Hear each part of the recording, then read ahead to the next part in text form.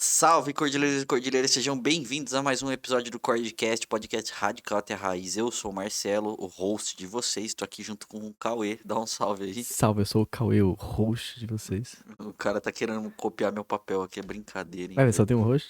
Lógico, tem mais de um, precisa. Chama. Bom, hein, depois dessa discussão ao vivo que vocês estão acompanhando, é, relembrando das nossas redes sociais, é @Cordilheira Cultura em todas as redes. Cordilheira Cult no Twitter. Para quem tá vendo o VOD ou vendo ao vivo aqui do nosso lado esquerdo, tem um quadradinho cheio de negocinho preto num fundo branco. Isso daí é um QR Code, tá? Serve para você mandar um Pix e apoiar o nosso projeto. Para quem tá nos ouvindo, pode enviar o Pix pela chave Pix cordilheiracultural@gmail.com, tá? Te agradeço todo o apoio que tá recebendo aí através do Pix. Espero que vocês estejam contribuindo aí nas outras campanhas financeiras nossas também. Soltamos um vídeo hoje, dia 14 de junho. Tá lá no YouTube explicando como funcionam as campanhas financeiras. Se tiver ainda dúvida, corre lá no nosso Instagram, que lá tem os posts explicando. E se ainda tiver dúvida, você pode mandar um inbox pra gente, tá? Hoje é mais uma gravação do Cordcast. Eu imagino que seja o sexto do ano, é isso? Eita, Sexto episódio? Acho que a por gente aí, gravou um por por aí. mês, né? Então eu tô imaginando aqui que é o sexto episódio da segunda temporada. Se não for, a gente vai corrigir lá no título depois. Hoje a gente tem alguns assuntos para tratar aqui. É, Vocês já vão perdoando aí que hoje o dia tá sendo cansativo. Acordamos muito cedo, dormimos um pouco. Eu tô com um pouco de dor de garganta e tosse também. Não sei o Cauê aqui. Eu tô falando o dia inteiro também já. Então, por isso que eu estou um pouquinho mais de leve nesse momento aqui. Hoje Talvez, vai ser uma... talvez as pautas me animem. A gente vai ser meio de leve aqui. As pautas talvez não nos permitam ficar tranquilos, mas é bom a gente ter uma conversa mais... um tom abaixo. Também. É isso, né, mano? Vou aproveitar pra fazer a divulgação pra quem tá vendo aqui a live. Eu tô com um bonezinho novo que eu comprei no O Brechó mais bonito da cidade. Procurem lá no Instagram. Karina sempre fortalece aí. É um brechózinho que entrega pro país todo, tá? Então vejam lá, troquem uma ideia com ela que tem bastante coisa look da hora lá pra vocês montarem também. Sensacional. E você que tá em São Carlos, vá lá e entre no brechó, pô, é bonito, é maravilhoso. Fizeram as artes na parede lá, pô, da hora. Sim, Chique. é físico agora, né? Salve, camarada. Como é que você tá, Vitão? Salve, tá Falei Vitão porque, chegando. né? Porque Benedete é grande, então. Tá frio lá no Rio Grande do Sul. Parece que tá chovendo no país inteiro hoje, né? Pô, Se eu aí não é tô enganado. maluquice. O nuvenzona, hein? Nossa, é uma mega nuvem. Ó, o Jonathan falou que tá em Santa Catarina e tá foda também. É isso aí.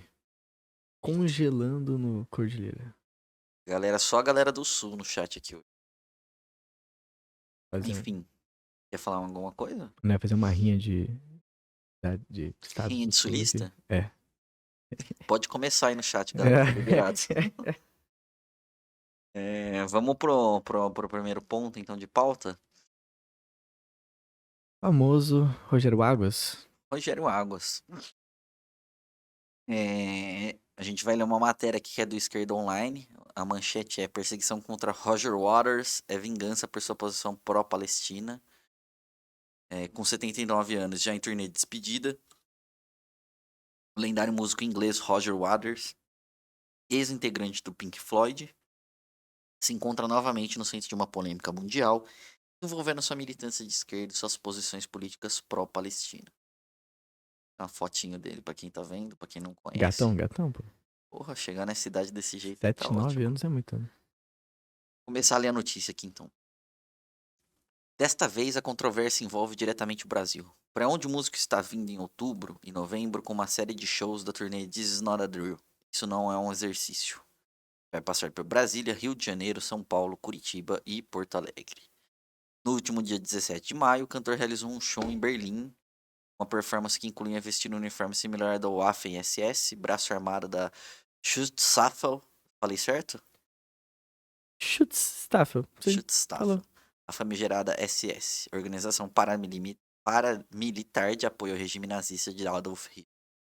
Embora a performance já tenha acontecido dezenas de vezes em dezenas de shows desde 1980, dessa vez a polícia berlinense resolveu se envolver e abrir inquérito para investigar uma suposta apologia ao nazismo e antissemitismo. Brincadeira, né, cara? Já começou mal, bicho. O show de Waters marcados no Brasil. o- Com os shows de Waters marcados no Brasil, o advogado Ari Berger, vice-presidente da Confederação Israelita do Brasil, começou mal aqui também já, hein? Ixi.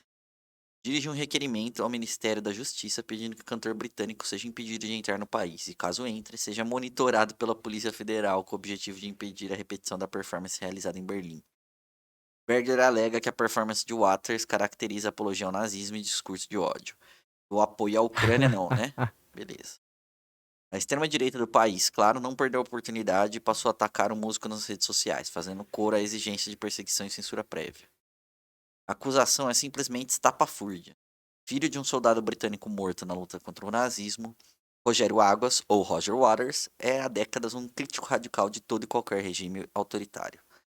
Toda sua obra é testemunha disso. Em 1979, o Pink Floyd lançou o álbum The Wall, seus álbuns mais famosos, que vendeu 19 milhões de cópias até 1990. Trata-se de uma complexa ópera rock que conta a história de Pink, jovem cujo pai morre na Segunda Guerra Mundial na luta contra o nazismo. Pink se torna então um astro de rock com diversos problemas psiquiátricos. Em um de seus delírios, se imagina um líder fascista violento e autoritário. Pink veste então um casaco de couro preto com desenho de 2 martelos cruzados no braço direito, mesmo símbolo usado por Waters em sua performance.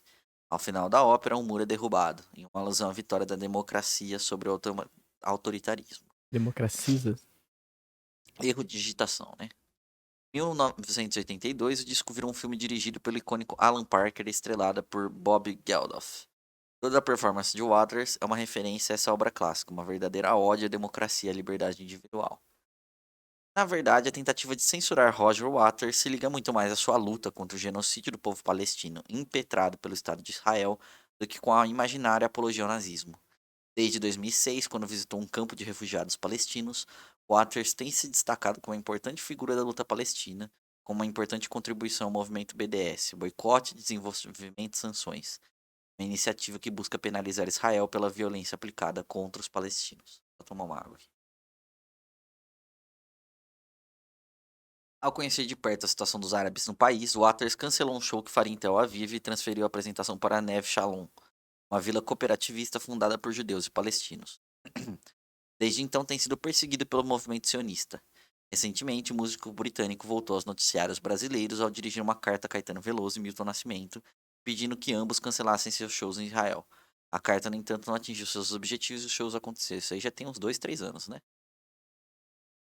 Pois bem, o caso teve seu desenvolvimento neste sábado, quando o ministro da Justiça Flávio Dino declarou publicamente que não haveria censura prévia ao show do Pink Floyd, do ex-Pink Floyd. Dino declarou em seu Twitter que não sabia, que não havia ainda recebido o pedido de dirigir ao ministério e assim que recebesse faria uma análise paciente e cuidadosa. O ministro salientou, no entanto, que a legislação brasileira proíbe apenas a apologia ao nazismo, né, mas não a exposição de símbolos em contextos educativos ou artísticos e que, portanto, a situação deveria ser analisada em detalhes antes de qualquer ação por parte do governo. Dino lembrou ainda que a luta contra a imaginária apologia ao nazismo pode trazer de volta o inimigo real, que é a censura prévia. Waters, Waters há muitos anos vem se radicalizando em suas posições políticas, mas sempre à esquerda. Em seus shows, exibe em telões os nomes de grandes lutadores pela liberdade e democracia, como Sophie Scholl, da Rosa Branca, movimento de resistência alemão antinazista morto em 1943. Mahsa Amini morreu após ter sido detida pela polícia da moralidade no Irã no ano passado, além de George Floyd, morto sufocado pela polícia dos Estados Unidos, o que desencadeou uma série de protestos organizados pelo movimento Black Lives Matter, Vidas Negras Importam, e até Marielle Franco. Ao mesmo tempo, expõe os ditadores do mundo, como Jair Bolsonaro, Victor Orbán e Donald Trump. As atuais gerações de jovens podem não ter uma ideia precisa da importância de Roger Waters e do Pink Floyd. Ele é um exemplo perfeito de um artista que soube fazer aquilo que todo artista deve fazer: se conectar com o seu tempo, não permanecer alheio ao mundo que o cerca. Nenhuma obra precisa ser engajada para ser boa. O único requisito da arte é a liberdade completa, a anarquia criativa. Não sei o que eles quiseram dizer com isso. Mas o artista que não se conecta com as demandas do seu tempo perde profundidade e amplitude porque deixa de refletir a vida. É esse o crime que não podem perdoar a Waters. Mas a luta dos sionistas e verdadeiros fascistas é inglória. Roger Waters é o tipo de artista que não pode mais ser calado. Em The Wall, ele critica o sistema educacional, o controle ideológico sobre a juventude, e nos lembra que somos apenas mais um tijolo no grande muro que nos separa do reino da liberdade. Mas assim como nos shows, esse muro há de ser derrubado. É pequenininho. Vou ler aqui então. Aqui agora é a íntegra da declaração do Waters, tá? Minha recente apresentação em Berlim recebeu ataques de má fé daqueles que querem me caluniar e me silenciar porque discordam de minhas posições políticas e princípios morais. Os elementos da minha performance que foram questionados são claramente uma declaração em oposição ao fascismo, à injustiça e ao fanatismo em todas suas formas. As tentativas de retratar esses elementos como algo diferente são dissimuladas e politicamente motivadas.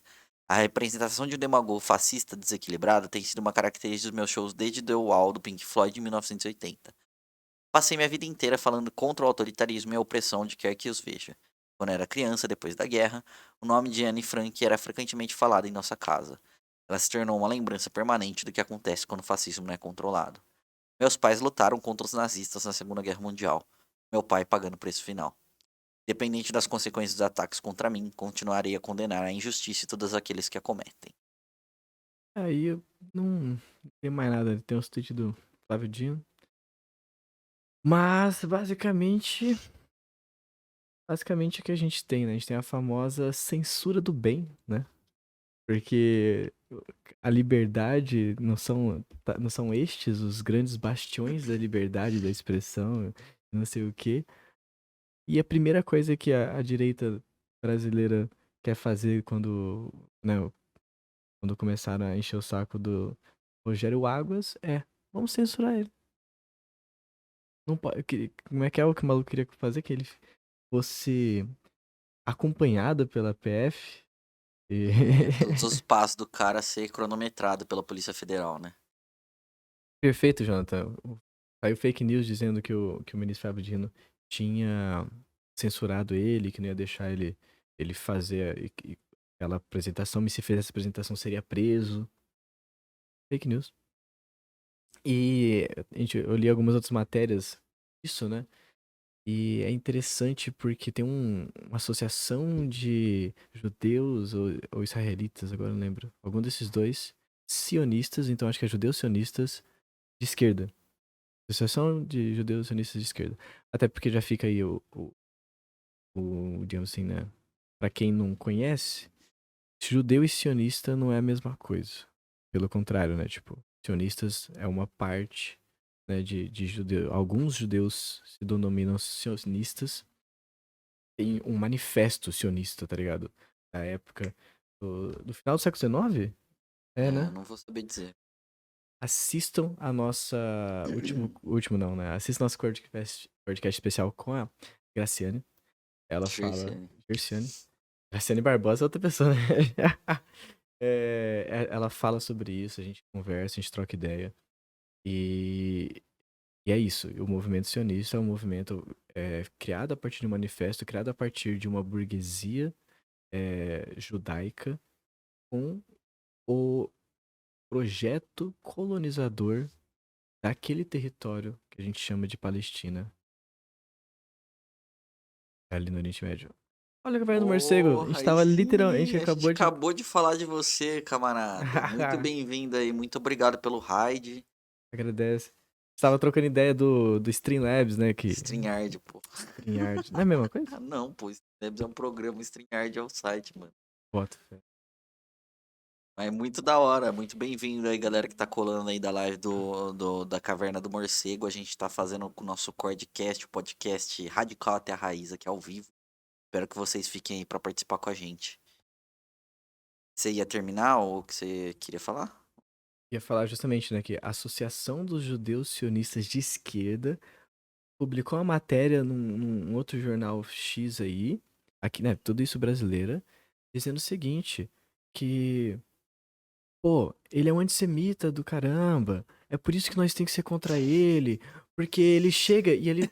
Eu não vou conseguir falar o nome daquela jornalista que foi executada, né, há um tempo atrás. A gente tem, inclusive, É, podcast falando dessa jornalista. eu Dizendo esqueci o nome assim, dela. eu até lembro, mas eu não sei falar, eu te juro. Aí ele fala assim que o Waters pega e coloca a Anne Frank e essa jornalista como duas pessoas que sofreram uma violência fascista, entendeu? Ele está E aí, certo. a Associação dos Sionistas de Esquerda pistolaço, dizendo assim, ai, não sei o que, antissemita, não sei o que, você odeia israelense, não sei o que, tipo, não, a gente, entendeu? A fita é outra, tá ligado? A fita é que é o seguinte, né? Acho que precisa ficar claro para quem tá nos ouvindo e assistindo a gente, que é o seguinte. Os mesmos israelenses que vão falar mal do Roger Waters agora são os mesmos que estão apoiando, por exemplo, os Estados Unidos, que são apoiados pelos Estados Unidos, né?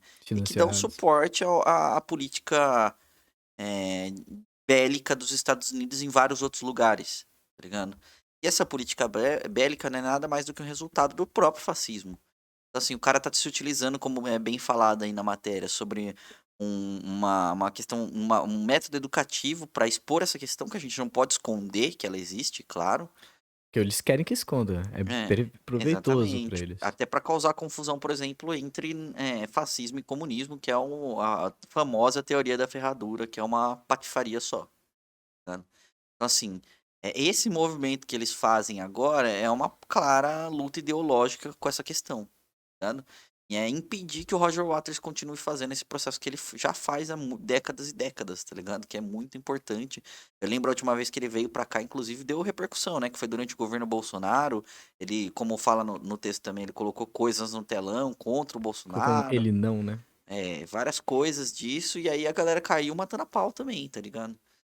Então é uma forma de desmerecer o trabalho do cara, tá ligado?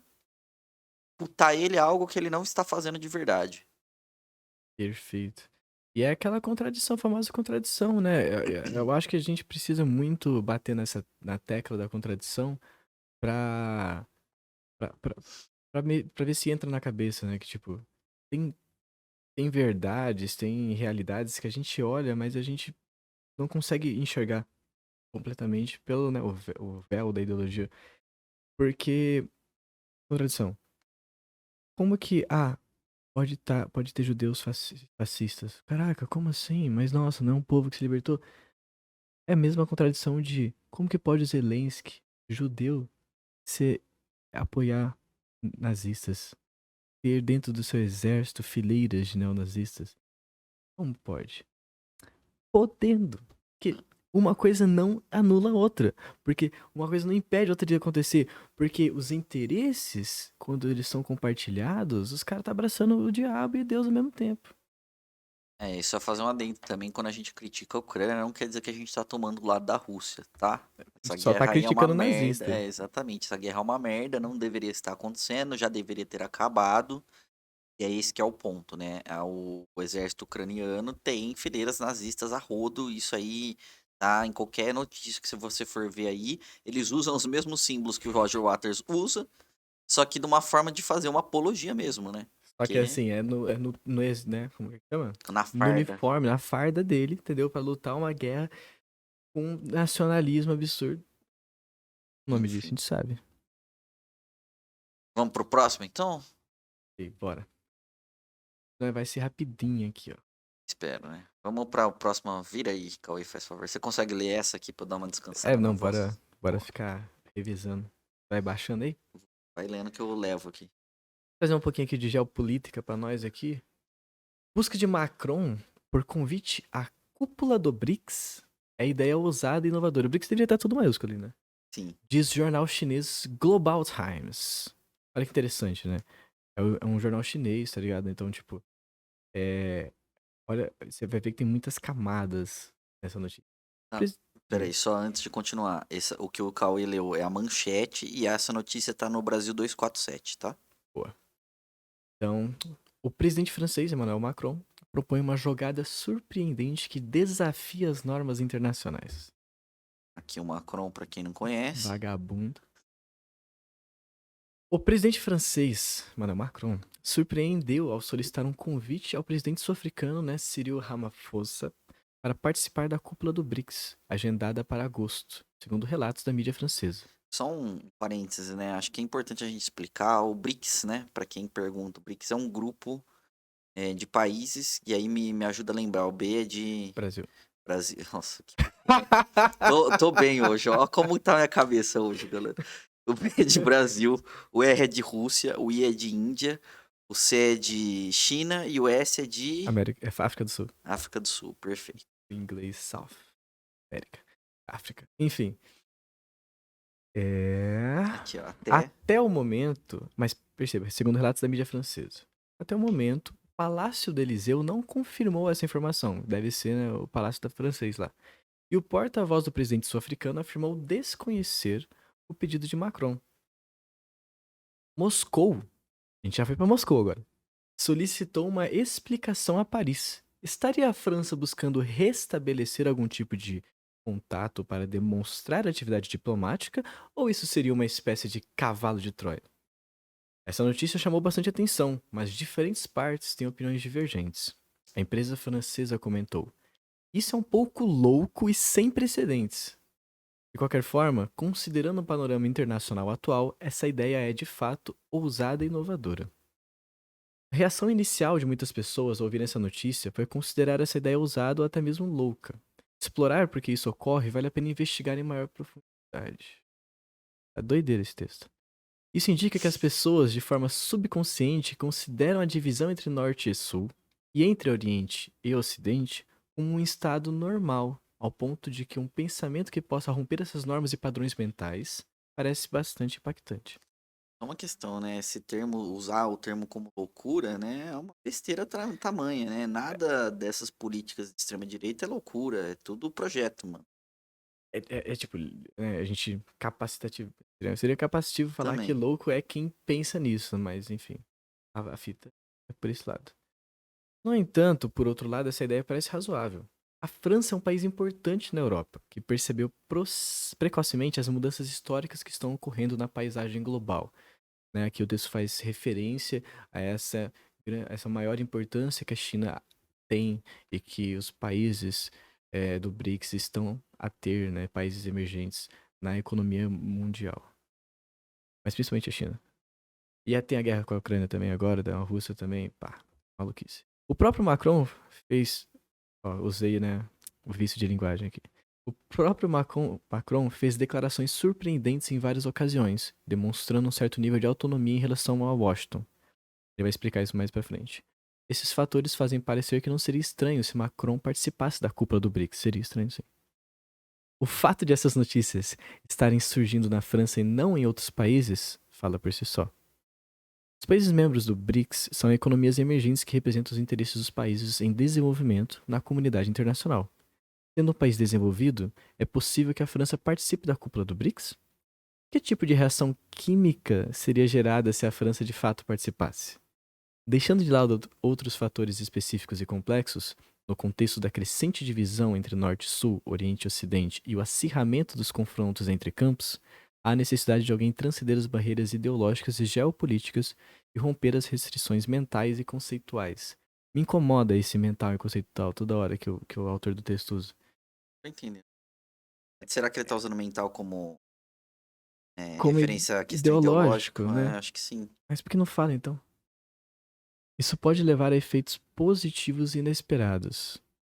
Macron enfatizou que a Europa deve buscar uma autonomia estratégica e a França também tem uma tradição de diplomacia independente.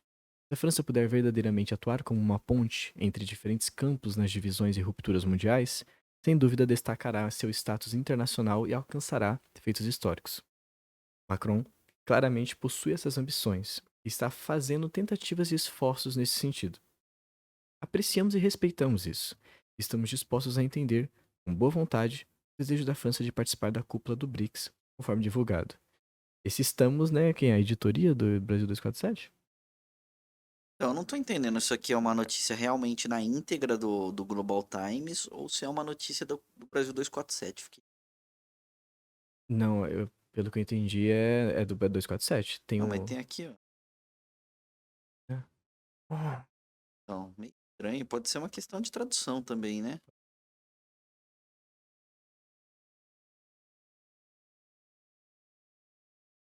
outra, mais uma camada aí. Essa daqui já foi, né? Essa Já. aqui, então. Bom, enfatizou, você já leu essa parte? Ah, Então aqui eu não no entendo. entanto, no entanto, para sermos francos, haha, entendeu? Francos, francês.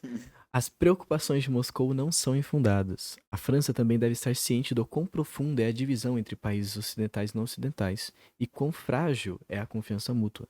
Especialmente o surto do conflito entre Rússia e Ucrânia e a contenção e supressão abrangentes da China pelo ZEWA têm criado uma pressão cada vez maior para forçar os países a tomar partido.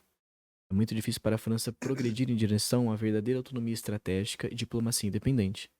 Após a visita de Macron à China em abril, ele instou a Europa a desenvolver maior autonomia estratégica, e gerou uma controvérsia de proporções tsunâmicas. Os adjetivos são muito doidos nesse Não, é texto. muita figura de linguagem, mano. Na Europa e no ZEWA. Algumas palavras levaram a uma situação dessas, sendo previsível que haveria uma grande resistência se ações fossem tomadas. É inevitável que as pessoas tenham dúvidas sobre até que ponto a França pode agir conforme sua própria vontade ou se ainda precisa se conformar com as fortes opiniões de Washington. Países do BRICS precisam considerar essa notícia sobre o pedido de Macron de forma abrangente e cuidadosa.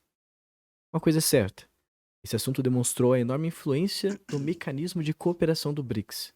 O BRICS Plus mais adere ao princípio do multilaterismo, atraindo dezenas de economias emergentes e países em desenvolvimento para participar do processo de cooperação, que coincide com o novo multilateralismo apoiado pela França e pela Europa. Quando ele coloca pela Europa aqui, eu acho que ele tá estendendo muito. Eu diria pela França e algum outro país da Europa. Será possível que o BRICS mais se abra para países desenvolvidos como a França com base em sua enorme influência nos países em desenvolvimento? Essa é uma pergunta interessante, e a organização do BRICS pode considerá-la seriamente à luz dessa notícia. No entanto, é preciso ser pragmático, não formalista, e não permitir que a busca por essa forma afete a cooperação pragmática do próprio mecanismo do BRICS. Diferentemente de um pequeno círculo como o grupo dos 7, G7, o mecanismo do BRICS existe como uma plataforma emergente de governança global. Concordo. Sim. Não concordo que é diferente do G7. Você não concorda que é diferente? O G7 ele também, talvez não. Vamos discutir depois. Ele adere à abertura, inclusão, cooperação e resultados vantajosos para todos, forjando uma parceria global de desenvolvimento unida, igualitária, equilibrada e inclusiva. Desde que venham com igualdade e boa vontade e sinceramente desejem promover a cooperação e desenvolvimento, os países do BRICS dão boas-vindas às mais entidades que desejem participar da cooperação para desenvolvimento global, incluindo não apenas a França, mas também o ZEWA. Jonathan falou aqui no chat que essa realmente é uma notícia traduzida do Global Times da China. Entendi. Boa, boa. Jonathan também colocou um questionamento ali no chat que é a Europa começando a mudar de lado, saindo do lado da burguesia dos Estados Unidos, querendo ficar do lado da sua burguesia. E aí, Cauê? Eu acho que é perfeitamente isso. Eu acho que não só perfeitamente isso, como é aquela questão de a guerra na Ucrânia não impacta só a Ucrânia, tá ligado? É muito. Tipo, a Alemanha é basicamente o único pilar, né? A único é, Fronteira. sustentação da União Europeia hoje em dia. Porque tá todo mundo fudido. E aí é os bancos alemão e dando empréstimo em cima de empréstimo. E a Alemanha tá correndo atrás por conta dos problemas com a guerra na Ucrânia. Tanto a parte do gasoduto Nord Stream lá, que foi bombardeado e que saiu notícia recentemente dizendo que, sim, os Estados Unidos sabiam que o gasoduto Nord Stream seria bombardeado pelas forças ucranianas e não fez nada. E aí, obviamente, que isso, pô, repercute dentro da União Europeia. Então, e a briga dos Estados Unidos com a China não interessa a Europa. Porque simplesmente é dois grandão brigando, tá ligado? E dá pra se falar que hoje em dia a União Europeia ela tem uma importância no mundo comparada à China e os Estados Unidos como ali, pô, de terceiro nível. Elas não tá batendo, não é União Europeia, Estados Unidos e China. É Estados Unidos e China, o que sobra a União Europeia toma. Então, eles têm que escolher o lado que vai ganhar e eles estão começando a achar que não vai dar 100% dos Estados Unidos. Eu tô tentando pensar aqui com base na notícia e outras questões também, né? Acho que tem essa questão, mas eu não diria que eles estão mudando totalmente de lado de imediato, né? Acho que tem um pouco daquela questão que é colocada no texto, se não é um tipo de um cavalo de Troia, né? Que assim, vamos pensar. A China, acabamos de passar por um período de pandemia que a China se sobressaiu economicamente em cima dos Estados Unidos, correto? Correto. A gente acabou de ver uma guerra declarada entre Rússia e Ucrânia, outro componente do BRICS, que muita gente sustentou que não ia dar em nada. A ONU, a OTAN contra a Rússia. E tá até agora. Isso já tem meses. Tem 7 meses de guerra. Começou no passado. Foi. 8 meses de guerra quase já. Então, assim, essas questões mostram uma nova configuração. O Brasil mudou da extrema-direita para uma política reformista e conciliatória. Não sei nem se dá para dizer reformista no caso, né? Porra, Mas já assim, uma política conciliatória, que não é mais de extrema direita, tá? Isso muda, deu um ano em configura... março, o Janta falou. Deu um ano em março, olha isso, mano. Caralho, velho, já faz motocota, então. Mas enfim, outro país que tá sobressaindo. A gente só não citou, e aí eu não vou, eu desconheço também a situação da Índia e da África do Sul nesse sentido, se eles estão conseguindo se sobressair de alguma forma no mercado econômico, eles não estão envolvidos diretamente com a minha guerra no momento, mas a Índia por si só também tem um grande retrospecto por conta das reservas de petróleo também, não tem? Ou eu tô Perfeito. chapando? Não? Então, assim, a África do Sul também, inclusive, também tem petróleo lá, né? Então, assim, são vários países se movimentando, estão empurrando um pouco a configuração do jogo, que era sempre pautado pelos Estados Unidos, para outra coisa. Então, assim, acho que tem essa medida de que países estão aproximando para ver o que acontece, estão fazendo um teste, tá ligado? E eles estão vendo que eles estão perdendo na força econômica com os acordos de venda, importação e exportação de coisas nesse mercado só exclusivo dos Estados Unidos, que os Estados Unidos também está se estrangulando, né? Aquela política externa que eles tinham de fazer um negócio que era mais bem feito para eles, está dando errado, porque, por exemplo, o Brasil mesmo com o Lula agora começa a firmar mais acordos com a China do que com os Estados Unidos nesse momento. Coisa que o Bolsonaro não fazia. Então, acho que tem um pouco de sentir como que tá o clima, tem um pouco de abrir essas vias diplomáticas também nesse sentido, né? E aí é aquela coisa, o Macron não é burro. O que a gente tá falando é um projeto, tá ligado? Ele sabe que ele precisa jogar minimamente o jogo para conseguir trazer uma perspectiva de apoio ao próprio projeto internamente na França ali, tá ligado? Você não joga o jogo especificamente só no seu país, tá ligado? Você joga o jogo, todo país está inserido nessa dinâmica global e a gente precisa entender como isso se dá de forma qualificada para cada país e cada política externa, interna, etc, etc, etc. Eu poderia ficar citando coisas aqui até amanhã. Mas onde que eu tô querendo chegar com o que eu tô falando, né? Eu acho que é também uma nova pressão do BRICS. O BRICS não faz parte do G7. O G7, tipo assim, coloca eles de frente, tá? A gente pode entrar numa discussão aqui se o BRICS está pensando em promover um novo imperialismo no mundo. Pode entrar nessa discussão. Eu não quero, não tenho perspectiva de discutir isso de forma adequada, então não vou entrar nesse meandro. Mas eu acho que, concretamente dizendo aqui, é, o próprio União Europeia está vendo o que está acontecendo, né? O Brexit é uma reflexo disso, a saída da Grécia, a crise na Grécia que aconteceu nos últimos anos. Tá ligado? Tem outros países que andam flertando com a possível saída da União Europeia, tá ligado? Então há um acordo econômico que eles firmaram lá que pode ser quebrado em breve, pode voltar para trás em determinado sentido de não ter mais isso igual não tinha antes. E até naquele momento poderia ser mais benéfico para eles, né? Porque eles não se prendem pela União Europeia, eles não precisam ficar fazendo acordos que cabem para todo mundo, e aí cada país dá por conta própria aí o que vai fazer e para onde vai firmar seus acordos diplomáticos, tá ligado? E é um pouco disso, né? Os Estados Unidos têm perdido campo aí nessa disputa a nível global, tanto econômico como territorial, etc, né? A gente vê que eles estão tentando sustentar isso de outras formas também. Perfeito. Uma outra dimensão que eu quero trazer é de como que, dentro do, quando a gente discute imperialismo, de como que hoje em dia, é, sempre, mas hoje em dia a gente tem um exemplo ao vivo de os interesses da- das oligarquias financeiras estarem prejudicando o teu país. Então, tipo, o que eu quero dizer com isso? Eu quero dizer, como que a gente explica, né? Ou pelo menos vai vir aqui no meu esforço de explicar essas derrotas dos Estados Unidos, tá ligado? Como que explica? Os Estados Unidos está perdendo. Os Estados Unidos fez essas sanções todas à China e não deu em nada. A galera não entrou nessa. Entendeu? Ah, baniu lá nos Estados Unidos de usar a Huawei, não sei o quê. Mudou nada. A Huawei tá ganhando dinheiro pra caralho vendendo as coisas lá na Ásia, tá ligado? A China continua fortíssima com isso. A Huawei que é uma, né? Buscar outros mercados, né?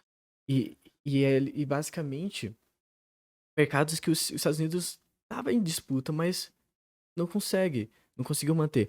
E aí, por que que eu falo burguesia, oligarquia financeira tem papel nisso? Porque eles estão lá. Eles não estão dentro dos Estados Unidos, tá ligado? Existe, inclusive, as suas fábricas, os seus mercados consumidores. Mercados consumidores de empresas grandes internacionais dos Estados Unidos, né, multinacionais, Estados Unidos, europeias, não estão com seu mercado consumidor dentro dos Estados Unidos. Tá com o mercado consumidor na China. A gente tem o país que mais compra Tesla, que mais, né, produz Tesla no mundo é a China. Onde mais tem Tesla no mundo, onde mais esse mercado, tá ligado? É na China. E aí eu não preciso só falar de Tesla, vou falar de todas essas de tecnologia avançada, é lá. Na Europa é a mesma coisa. A gente fala de mercado, por que que a China é tão importante para país, para o mercado europeu? Porque eles precisam vender coisa para a China. Porque a China compra muita coisa. Por isso que a China é importante para o Brasil também. Então, não é mais a China como aquele lugar onde produz, né, tecido e brinquedo barato, assim, etc. E aí, a gente tem no caso dos Estados Unidos, por exemplo, outra grande derrota dela, da guerra com a Ucrânia aí, é a burguesia e a oligarquia financeira dos caras de mercado de guerra, né, indústria de guerra, quer fazer guerra, e aí tá levando um Lzão, porque a gente já falou aqui. É, mas é isso, né? Tudo isso é muito mudável, gente. Isso depende das eleições aqui no Brasil, depende de uma mudança estratégica de políticas é, iguais à União Europeia, igual ao Mercosul, que já existiu também. Imagina se Que agora surge. vai ficar massa esse Mercosul, hein? É, então, imagina Tomara. se existe uma nova configuração nesse sentido, sabe? Então, tudo isso pode alterar, tudo isso movimenta. Uma ação do Macron, por exemplo, já movimentou isso o suficiente para essas várias coisas, sabe? Então eu sinto também que pode ter essa possibilidade de ser um cavalo de Troia, né? Como tá colocado no texto, um presente grego, né? De você chegar lá e ser uma coisa e na verdade ser outra, ou pescar informações e coisas, né? Mas, enfim, são possibilidades que não podem ser excluídas de momento, né? Porque nada é determinista nesse sentido também, né? Certeza. Mais alguma questão dessa notícia? Bom, muito bom. Mas enfim, vamos fazer um merchanzinho então, enquanto o cara vai no banheiro, talvez ele não precise cortar. Para quem está acompanhando aqui a gente pela primeira vez, o Cordilheira Cultural é um projeto que a gente tem várias nuances, vários outros projetos que se inserem dentro da nossa perspectiva, né? E a gente está aqui gravando o Cordcast, que é um dos nossos projetos, é o nosso podcast, tá? Então esse podcast ele vai pro ar no YouTube como VOD, ele fica aqui também por 15 dias na Twitch, para quem quiser acompanhar na íntegra, né? E ele vai para as plataformas de podcast, então Spotify, Apple, Google Podcast, tudo isso vocês podem nos ouvir nessas outras plataformas depois também, só o áudio. Por isso que a gente faz questão de ressaltar algumas coisas às vezes que pode ficar meio estranho para quem está nos assistindo, mas é para quem está nos ouvindo conseguirem perceber o que está acontecendo, tá? E lembrando para quem não nos conhece também, aqui embaixo tem as nossas redes, @Cordilheira Cultural em todas as redes, @Cordilheira Cult no Twitter. E tem a chave Pix para nos ajudar, que é esse QR Code que está aqui do nosso lado. E para quem está nos ouvindo, a chave Pix é cordilheiracultural.gmail.com. Essas doações são muito importantes para a gente continuar fazendo o nosso trabalho, conseguir fazer manutenção de equipamentos, conseguir avançar e ter mais outros projetos para que a gente pretende cumprir também nesse sentido e fazer para vocês, trazer para vocês. E vocês também podem nos apoiar, indo lá no YouTube, seguindo a gente, curtindo nossos vídeos, comentando, recompartilhando nossos posts. Podem acompanhar, contribuir com a gente aqui na Twitch também, mandando bits, mandando seu Prime, sua inscrição do Prime, Amazon Prime aqui de graça pra gente. Isso daí tudo converte em dinheiro pra gente depois. E a gente tá soltando bastante conteúdo novo nas redes também. Essa semana, hoje, dia 14, aniversário do Che Guevara, a gente sempre solta posts comemorativos a figuras históricas que a gente acha relevante. Teve um post de indicação de um filme dele na segunda-feira e vai ter mais um post temático sobre o Che Guevara nessa sexta-feira. Então fiquem acompanhando nossas redes, a gente está tentando diversificar os conteúdos. Para quem só ouve o podcast, busque conhecer esses outros conteúdos. Para quem só conhece os outros conteúdos, busque ouvir o nosso podcast aqui também. É isso? Brabo. Vamos para a próxima então. Começa a ler aí, faz favor, eu quero ler a próxima. Nice. Aqui então da Carta Capital. STF mantém condenação de homem que furtou engradado de R$ 35 em cerveja. O ministro Luiz Fux rebateu o princípio da insignificância alegado pela defensoria e apenas acatou a mudança do regime penal de fechado para semiaberto. Isso para quem não conhece. Cara de americano da porra. O ministro do Supremo Tribunal Federal, Luiz Fux, decidiu manter a prisão de um homem condenado a 1 ano e 9 meses de reclusão. Cara, 1 ano e 9 meses de reclusão, irmão. 2 anos, né? Ai, tô triste. Eu não tinha lido essa parte. Tô perdido também. Pelo furto de um fardo de 18 latas de cerveja, da marca Brahma. Precisava botar marca, né? Né? Avaliado R$ 35. Tava barato. Ainda não tinha nada, nem R$ 3. O magistrado apenas assentiu que o réu cumpra a pena em regime semiaberto, alterando a decisão inicial da justiça que o condenou a regime fechado. O magistrado atendeu parcialmente a um pedido de habeas corpus feito pela Defensoria Pública da União e recorreu ao princípio da insignificância para absolver o réu. Absolver.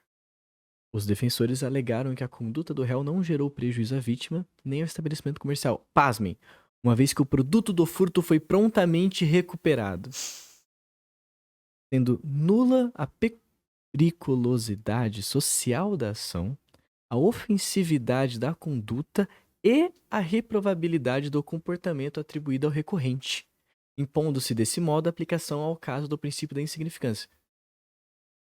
Fux, no entanto, rebateu a tese ao levantar em conta o fato de que o homem ser reincidente na prática. Em seu parecer, o ministro defendeu que o princípio da insignificância seja precedida de criteriosa análise em cada caso, a fim de evitar a sua adoção indiscriminada, a fim de se evitar que sua adoção indiscriminada constitua verdadeiro incentivo à prática de pequenos delitos, observou. Ah, tá. É isso que incentiva a galera a roubar, então. Para tanto, a prudência recomenda que se leve em conta a obstinação do agente na prática delituosa, a fim de evitar que a impunidade o estimule a continuar trilhando a senda criminosa. Porque ele é um criminoso mesmo, né? É isso que ele é. Não sei nem o que ia dizer sender, irmão. Só ele sabe. Registrou em seu parecer. O ministro acrescentou ainda que, com a decisão, evita-se que delitos menores se tornem imunes à atividade persecutória penal. E, ao mesmo tempo, consoante já afirmado, impede-se sob o prisma consequencialista a materialização dos efeitos deletérios de se reconhecer como penalmente relevantes infrações penais dessa forma. Todas essas palavras enormes aí só pra ele dizer assim, não, isso daqui impede que ele roube novamente. Não impede. Não impede. Pede, galera, que essas coisas aconteçam de forma prática. Tira aí. Desculpa, tô puto. Pode. Tô à vontade. O que impede que essas coisas aconteçam mesmo é dar seguridade. Emprego, dar moradia digna, dar condições básicas de vida. E aí, se você tem um emprego estável, se você ganha o suficiente para poder sobreviver, vai querer roubar. Você dá oportunidade para as pessoas, elas não vão querer roubar. Então isso é uma contradição própria do capitalismo. Tá ligado? Essa acusação toda que é feita aí pelo Fux é uma besteirada da justiça burguesa. Tá ligado? Uma grande encenação para dizer que, olha, é como se o capitalismo estivesse dizendo assim, olha, a gente não vai dar essas coisas E alguém tem que ser o exemplo do que não pode fazer, do que a gente não quer que seja feito. Porque roubar a propriedade privada é um problema, né? Mas quando roubam o dinheiro público, tá de boa. Enfim, é, é isso, é uma proteção à propriedade privada, ao direito inalienável da propriedade privada, sabe? Natural, né? Natural. Então, assim, isso não faz sentido nenhum. É uma grande de uma besteira. Isso daí é um reflexo de como funciona o método de encarceramento no capitalismo. São, é a resposta do porquê a gente tem prisões tão cheias no Brasil, tá ligado? Condições inumanas. Pessoas lá vivem em condições sub-humanas, assim, sei lá, não sei nem o termo certo pra usar. Uma E. merda. Exatamente. E é isso, gente, sabe? Isso aqui é um exemplo do. É a mesma coisa da moça lá que tava morrendo de fome, roubou uma bolacha no mercado lá e foi presa, tá ligado? Não faz sentido prender uma pessoa dessa, gente. Não faz sentido. Isso não agrega em nada. Ela não roubou porque ela tá querendo avançar na organização criminosa ou qualquer coisa nesse sentido, tá ligado? Ela roubou por uma condição vital que era comer pra sobreviver, tá ligado? E aí, assim, no caso desse cara que roubou a caixa de Brahma, mano, o cara só queria ter um lazer que é negado pra ele, tá ligado? Que a grana que ele recebe do trabalho, vamos supor que esse cara trabalhe, né? Uma situação boa, tá? Uma situação, uma hipótese boa. Ele trabalha e que ele ganha um salário mínimo. O salário mínimo dele vai tudo pra pagar conta, vai pra comer e vai pra isso. Não tem mais nada que sobra. Quando que o trabalhador pode se divertir? Não pode. Assim, são reflexões aí pra vocês pensarem também. Essa notícia tá aqui pra gente criar essa discussão, que às vezes não acontece. Porque se a gente não tá tipo, nossa, vamos discutir sobre capitalismo, né? Discutir sobre comunismo, entendeu? Mas não, a gente pode simplesmente pegar essa discussão aqui pra colocar o seguinte: o Estado chama de Estado burguês. Não chama de Estado como se fosse uma coisa. Nossa, o Estado é uma coisa natural, né? Que serve aí, porque, porra, a gente precisa viver sobre ordem, senão a gente não pode viver sob anarquia. Tipo, por que não? Por quê? Porque foi o que te disseram na escola? Não. Por que a gente chama de Estado burguês? A gente chama de Estado burguês porque ele tem um conteúdo. Não existe forma sem conteúdo. Estado burguês, ele serve pra isso que a gente tá vendo. Ele serve pra pegar quem não tem capital, ou seja, quem é pobre, quem é trabalhador, e pra poder manter miserável, entendeu? Cara, como que a pena de pra alguém que roubou um valor de R$ 35, que foi prontamente recuperado, mas que não fosse, tivesse roubado R$ 500, a pena é 1 ano e 9 meses de prisão em regime fechado. Quase R$ 35. Mano, pra que serve isso? Qual que é o sentido disso? O sentido é, a gente tem que deixar a rédea curtíssima na população trabalhadora. A gente precisa. E não, né? Não se estranhe em eu fazer a generalização, porque é a realidade, de que essa regra não é só pra quem rouba cerveja, não. É pra quem fuma baseado. A regra é pra quem tá escutando música alta na sua casa, se for hip hop. Essa regra, ela funciona, ela é né, uma variedade de uma outra inúmeras regras que mantêm a nossa classe explorada. É para isso que serve o Estado burguês. Por isso que não dá para reformar, galera. Porque o Estado, ele não é uma coisa sem conteúdo. E se o conteúdo é burguês, ele vai deixar de ser burguês porque a classe trabalhadora tá lá com seus representantes ali em cima? Não. Ele foi construído assim. E a gente não consegue escapar. E é isso, né? Porque eles podem punir um trabalhador que roubou R$ 35, mas um playboy que matou uma família porque tava dirigindo bêbado é solto na sequência por causa que ele é branco. Ele tem dinheiro pra pagar um advogado. Assim, qual que é o custo disso? Qual que é o custo de uma vida? Uma vida custa menos do que um engradado de Brahma? Essa que é o que o capitalismo quer mostrar pra gente? Qual foi o lucro obtido? Tem uma música do Skylab que fala isso. Muito bom, lucro. Escuta. Fala aí, qual que é? Não, aí, a música repete isso. A música coloca essas situações que nem tu falaste Ah, agora, tá ligado? Uma pessoa entra no supermercado, pega uma latinha de cerveja, pega uma barra de chocolate, coloca no bolso e vai embora. Qual foi o lucro obtido? exatamente, mais um ponto aí pra vocês refletirem sobre. Jogue no chat isso aí, critica, fala assim, não, Cauê, Você tá você tá chapando. chapando. O comunismo não funciona, matou melões. Caralho, matou melões, velho. Os melões são perigosos. Quer dizer que essa era a notícia que você queria ler pra você? Essa é a notícia que eu queria ler, galera. O grande poder popular. Então, a gente vai pela primeira vez, eu acho, né? A gente precisa fazer mais isso, inclusive. Vamos ler uma notícia do grandioso jornal Poder Popular, tá? Isso aqui tá no site lá, o poderpopular.com.br. Procurem, se não conhece, saibam. Caso Mari Ferrer criar uma brecha na lei para justificar a violência da burguesia. Verdade, bem lembrado, Olha Jonathan. aqui, olha, olha. Nossa. Esse caso da acusação e ela foi feita, foi humilhada nas Como é que audiências foi? publicamente, né? Estupro culposo. Ela pediu, né? Tipo, mano, não faz sentido. Bom, vamos lá para a notícia. 5 maiores bancos brasileiros tiveram um lucro acima de 100 bilhões em 2022. Isso daqui foi uma notícia do Andes, Sindicato Nacional, tá? 100 bilhões, tá? Isso, Bilhões. isso 100 bilhões. Não é milhões, não é mil, Não é são melões. bilhões, tá? Em 2022, estudo do Diese aponta que o desempenho dos bancos não foi afetado por alta na inadimplência de pessoas físicas, tá?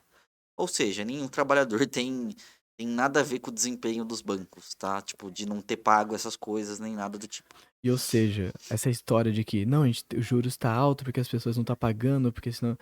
Não, não, não, não. O juros tá alto pra poder manter o lucro. E aí, lembrando que o Diese é aquela. Eu não sei se é uma organização, não sei Pô, como. é uma fita dessa. É uma organização que eles fazem, por exemplo, o estudo mês a mês, por isso já tem décadas, de quanto deveria ser o salário mínimo real para sustentar uma família de 4 pessoas. Então Estudos hoje, socioeconômicos. se acho que se eu não me engano, mês passado ou retrasado eu vi a última vez, estava em torno de 6.500 o salário mínimo. Com base no preço da cesta básica, dos seus produtos. E a gente está recebendo 1.500 só. Bom, bora para notícia. Em 2022, 5 maiores bancos do país, Bradesco, Banco do Brasil, Itaú Unibanco, Caixa Econômica e Santander, tiveram um lucro de 106,7 bilhões. Vamos fazer igual os caras lá da Blaze. Ah, os bancos vão vir atrás de nós, vão falar para tirar esse vídeo do ar. Que se Ah, foda o banco, irmão. estamos dando aqui exposed. Não devo nada, da meu copo já era. O desempenho não foi abalado pelo endividamento das famílias, nem pelo aumento da inadimplência no segmento de pessoas físicas. O dado é da 18ª edição do estudo de desempenho dos bancos, produzido pelo Departamento Intersindical de Estatísticas e Estudos Socioeconômicos, DIEESE, Rede dos Bancários. Segundo o relatório, em 31 de dezembro de 2022, o total de ativos desses 5 bancos atingiu 8,9 trilhões de reais. Vocês lembram que a gente acabou de falar que eram bilhões? Eles atingiram um ativo de quase 9 trilhões de reais, cara. Isso é um absurdo. Alta média de 9,2% em relação ao período anterior. Só fazer um parênteses aqui, tá? A gente falou esses dias sobre arcabouço fiscal. A projeção, se o país investir até no máximo, que é a perspectiva que está colocada no arcabouço fiscal, de 2,5% dos lucros obtidos pelo governo federal na educação, se essa projeção já tivesse dado nos últimos 8 anos, esse valor que os bancos lucraram em 2022 seria o valor investido ao longo dos últimos 20 anos em educação e saúde no nosso país. Ou seja, 5 bancos conseguem lucrar o mesmo tanto do que a gente teve que investir durante 20 anos em educação e saúde no nosso país, tá? Eu tô sendo um pouco grosseiro aqui na comparação, mas eu acho que faz sentido fazer essa comparação nesse momento, tá? Lembrem, Fala aí. foram meses de pandemia. Teve uma pandemia no meio também. Né? De saída de pandemia, de mercado, pô, recessão, da galera sendo desempregada, do mercado, um monte de comércio fechando, um monte de serviço fechando. Continuando a leitura aqui. Grande parcela dos ativos desses bancos corresponde às suas operações, carteiras de crédito, cujos montantes somados chegam a 4,6 trilhões ao final do ano passado. Um crescimento de 12,2% no período. E aí eu coloco outra reflexão, né? Por que que o banco pode crescer mais de 10% no ano e o Brasil não pode crescer mais de 2,5%? Qual que é o problema disso, né? O patrimônio líquido que representa o capital próprio dessas instituições atingiu 694,3 bilhões, alta de 8,5% em 12 meses. Cara, isso é um absurdo, velho. Isso é um Nada cresce absurdo. 8% em 12 meses. Porra, eu tô ficando muito puto de ler essa notícia, mano. No entanto, o lucro não reflete na geração de empregos. Olha lá. Sério? É porque só tem a porra de 5 acionistas ganhando esse lucro. Segundo relatórios dos balanços, o saldo dos 5 bancos foi de 5.280 postos de trabalhos abertos no ano. Porém, não há distinção entre bancários e outras categorias que trabalham em áreas relacionadas. Ou seja, não é diretamente no banco. Isso tem a ver, por exemplo, com terceirizados, pelo que eu tô entendendo aqui, né? Nossa. E também não fala qual que foi o número de postos que foi fechado, né? Acho que essa comparação seria importante. Como a gente viu, dezenas de agências de Banco do Brasil fechando a rodo ano Porque não passado. adianta abrir 5 mil e fechar 7 mil. A conta dá negativo. Você teve 2.000 vagas a menos de emprego no país, né? Ó, ele fala agora no próximo período. Ó, conforme os técnicos de ES analisando os dados do novo CAGED/MTE, o saldo de emprego bancário foi de 2.827 postos, considerando todos os bancos do sistema brasileiro. Ou seja, ao mesmo tempo que eles abriram 5.280, eles fecharam cerca de 3 mil aí, quase 3 mil postos de trabalho, né? Cara, olha que bizarro. É 2.000. É todos os bancos do Brasil, do sistema brasileiro, irmão. 2.800 pessoas foram contratadas. Quantas pessoas que nascem por ano no Brasil, mano? Tá maluco? Vamos fazer Joga, uma joga no pesquisa Google rápida aí. aqui. Peraí. Enquanto isso, eu mantenho aqui o SMR. Quantas pessoas nasceram no Brasil em 2022? É o ano aí, né? 40.783. Isso aqui é um dado da arpembrasil.org. Dá pra perceber que tem acumulação de capital acontecendo? Dá? Ou só eu tô vendo isso? Só você tá vendo. Brincadeira. É essa a notícia? Bom, já foi suficiente pra ficar puto aqui, né? Então, assim, mano. Bizarro, doideira. A gente tá passando em meio aí agora a um momento de de discussão sobre arcabouço fiscal, sobre que a gente precisa de políticas de austeridade para conseguir pagar a dívida externa e esses bancos estão lucrando mais do que 5 países da América Latina conjuntamente em 10 anos, vamos dizer assim. Sabe, isso não faz sentido, a conta fecha, na verdade, né? O lucro tá indo para algum lugar e não é benefício da classe trabalhadora. Porra, não é seu Zé que tem uma, uma rede varejista, né? Que paga, né? Pra poder manter ali a sua rede econômica, a sua rede varejista, né? Não é pra ele. Não é ele o patrão que a gente tá querendo instituir. A galera tava até falando esses tempos aí lá no Twitter, mas e o seu Zé e a Dona Maria, meu irmão, eles estão fudidos. Essa que é a realidade, não tem outra questão pra falar disso. Porque como que pode uma empresa privada bancária ganhar tanta gente e não ter porra nenhuma, ter nada, e dever, e ainda dever esses caras, tá ligado? Mano, fala uma coisa que se odeia mais que banco. Banco? Serve Dois banco. bancos. 2 bancos. Eu odeio 5 no caso agora, ao mesmo tempo, por causa dessa notícia. Então, assim, né, mano? Acho que é importante a gente trazer esse tipo de questão pra vocês verem como os bilionários crescem, né? A gente falou durante a pandemia, no pós-pandemia também, que os multimilionários lucraram como nunca e a classe trabalhadora perdeu como sempre também, né? Que isso é um jogo, galera. Isso aí é, é uma conta matemática, né? Que, tipo assim, você soma e subtrai e pra algum lugar vai isso. Se um lugar tá perdendo, esse dinheiro não some magicamente, né? A troca monetária ali, quando você compra alguma coisa, você tá perdendo dinheiro e ganhando algo em troca, né? E aí é meio que isso que acontece, né? Pra você perder, pra muitas pessoas, pra milhares, pra milhões de pessoas perderem, uma pessoa tá lucrando. Dono do banco. E adivinha? O dono do banco, donos, né, do banco, não são brasileiros. Não são nem pessoas. Esses bancos que a gente tá falando aqui, quem né, têm associados grandes grupos de ações, são outros bancos. E aí é aquele negócio, né? Pra quem que o Brasil deve? Pra quem que a gente vai pagar a dívida externa que o Haddad quer pagar? Me fala, então pra que serve a autonomia do Banco Central? Que o Banco Tem. Central é o banco que regula esses bancos, né? E aí a autonomia deles é pra quê? É pros acionistas fazer o que quer, né? Jonathan também lembrou aqui também no chat, né? Banco não gera riqueza, só o trabalho gera. Ou seja, o trabalho, a classe trabalhadora trabalha, gera riqueza, é explorada e esse dinheiro fica pro banco. É isso, galera. Não tem como resumir mais, como fazer metáfora. É Hum, claro como uma água cristalina. meus queridos. 100 bilhões de trabalho dos outros. Roubo, exatamente. É até aquele meme, né, que tem um banco, aqueles bancos de praça de concreto, que fica escrito: tranquilo, amigo, esse banco não te rouba. Esse pode. É só um banco pra você sentar, no caso. Vamos pra próxima? Próxima. Deixa que eu leio essa. Hum.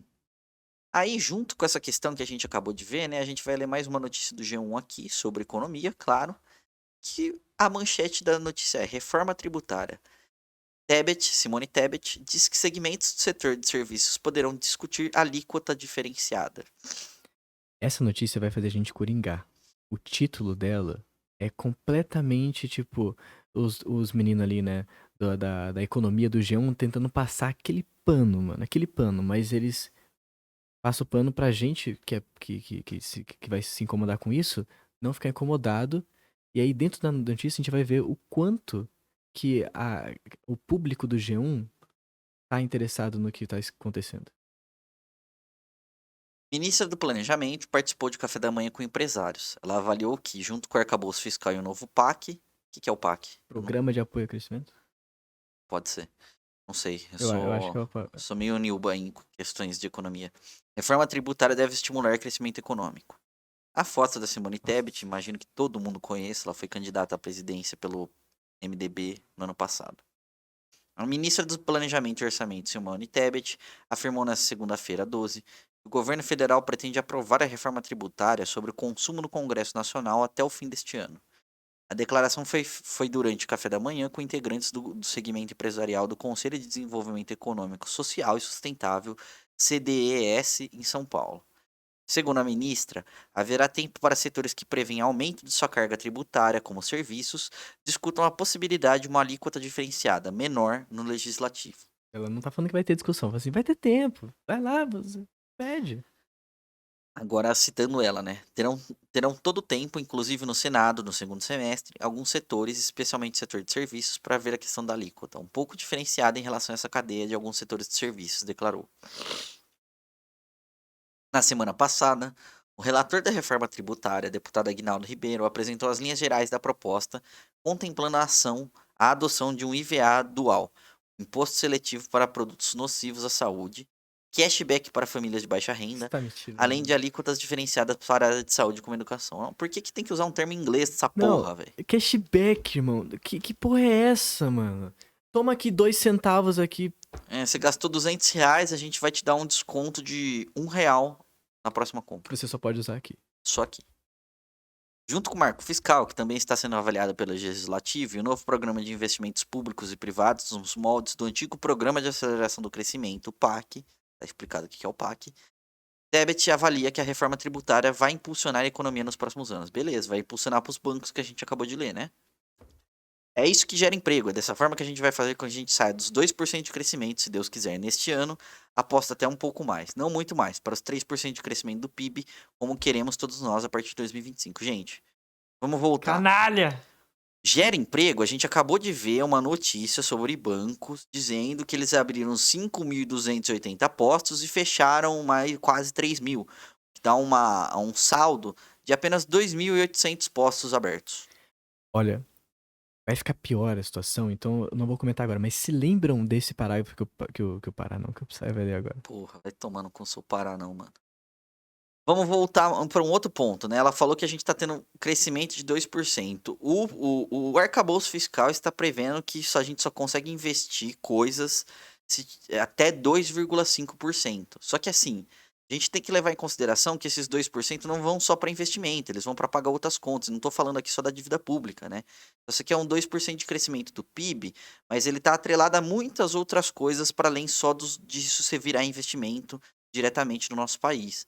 E ela falou que não muito para 3%. Então, se um arcabouço fiscal está prevendo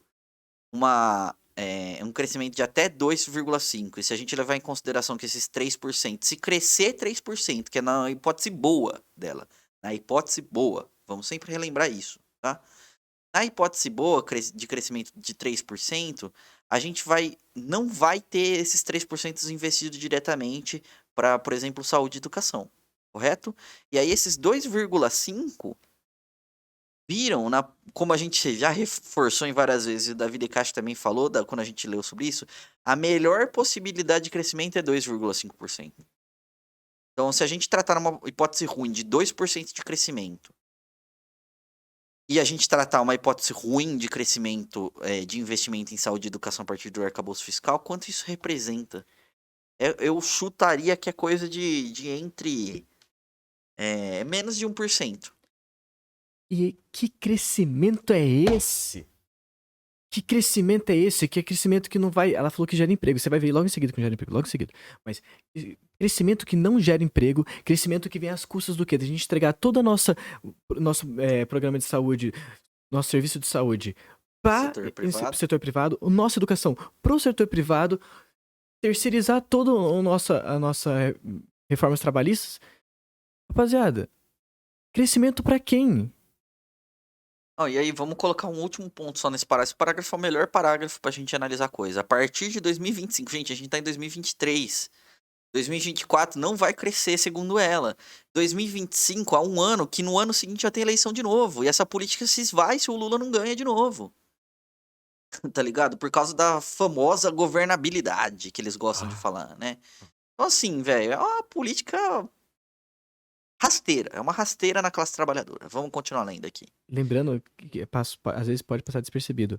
É uma reforma tributária sobre o consumo. Quem é afetado no consumo?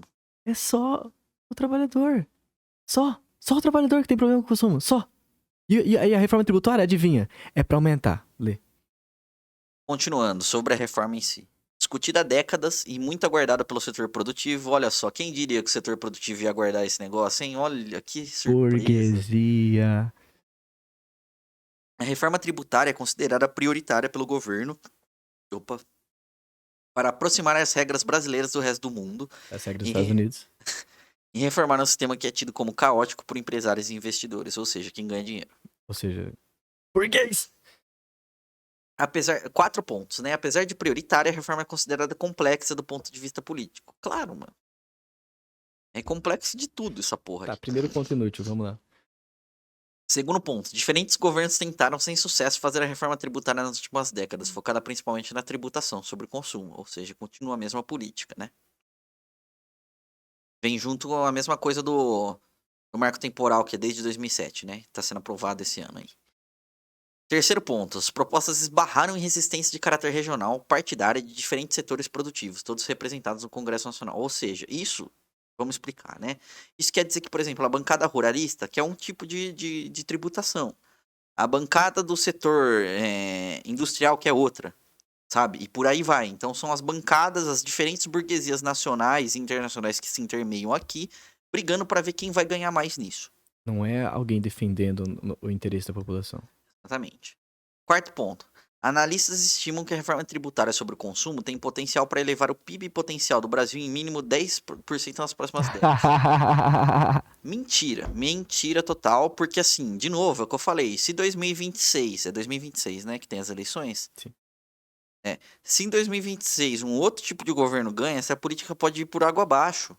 Pode virar história, puramente história, entende? Mano, tá escrito analistas ali. Não tá escrito nem especialista, tá ligado? É tipo assim, eu e o Psy estamos como analistas nesse momento aqui, analisando esse texto. Se a gente falar alguma coisa, a gente vai entrar nessa notícia?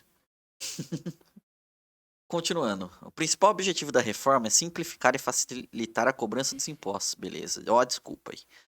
A medida é considerada fundamental para destravar a economia, impulsionar o crescimento do país e geração de empregos. Cara, por que precisa facilitar a cobrança de imposto? Tá difícil? Não tem um programinha que eles conseguem bater o nome de alguém lá e ver quanto imposto tá devendo? Perceba, vai ficar cada vez mais canalha essa notícia, mas logo nesse parágrafo a gente já vê, tá ligado?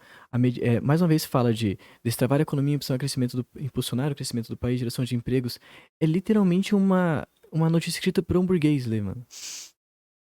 No entanto, setores da economia como serviços e a agropecuária, olha lá o agronegócio, que representam cerca de 70% do produto interno bruto, reclamam que a reforma tributária sobre o consumo elevará o peso dos tributos sobre essa atividade. Errado, errei. A agropecuária não é o agronegócio nesse caso aqui, tá?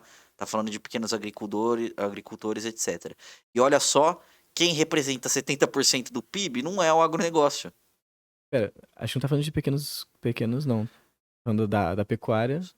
Acho que é o agronegócio. Sim, sim, não, faz sentido. Isso aqui eles estão reclamando sobre o Peso tributo dos que vai cair tributos. sobre eles, né? Vão Não sobre. diminuir a taxa de lucro. Uhum, exatamente, perfeito. Muito obrigado pela correção. Falei que eu sou meio newbie de economia.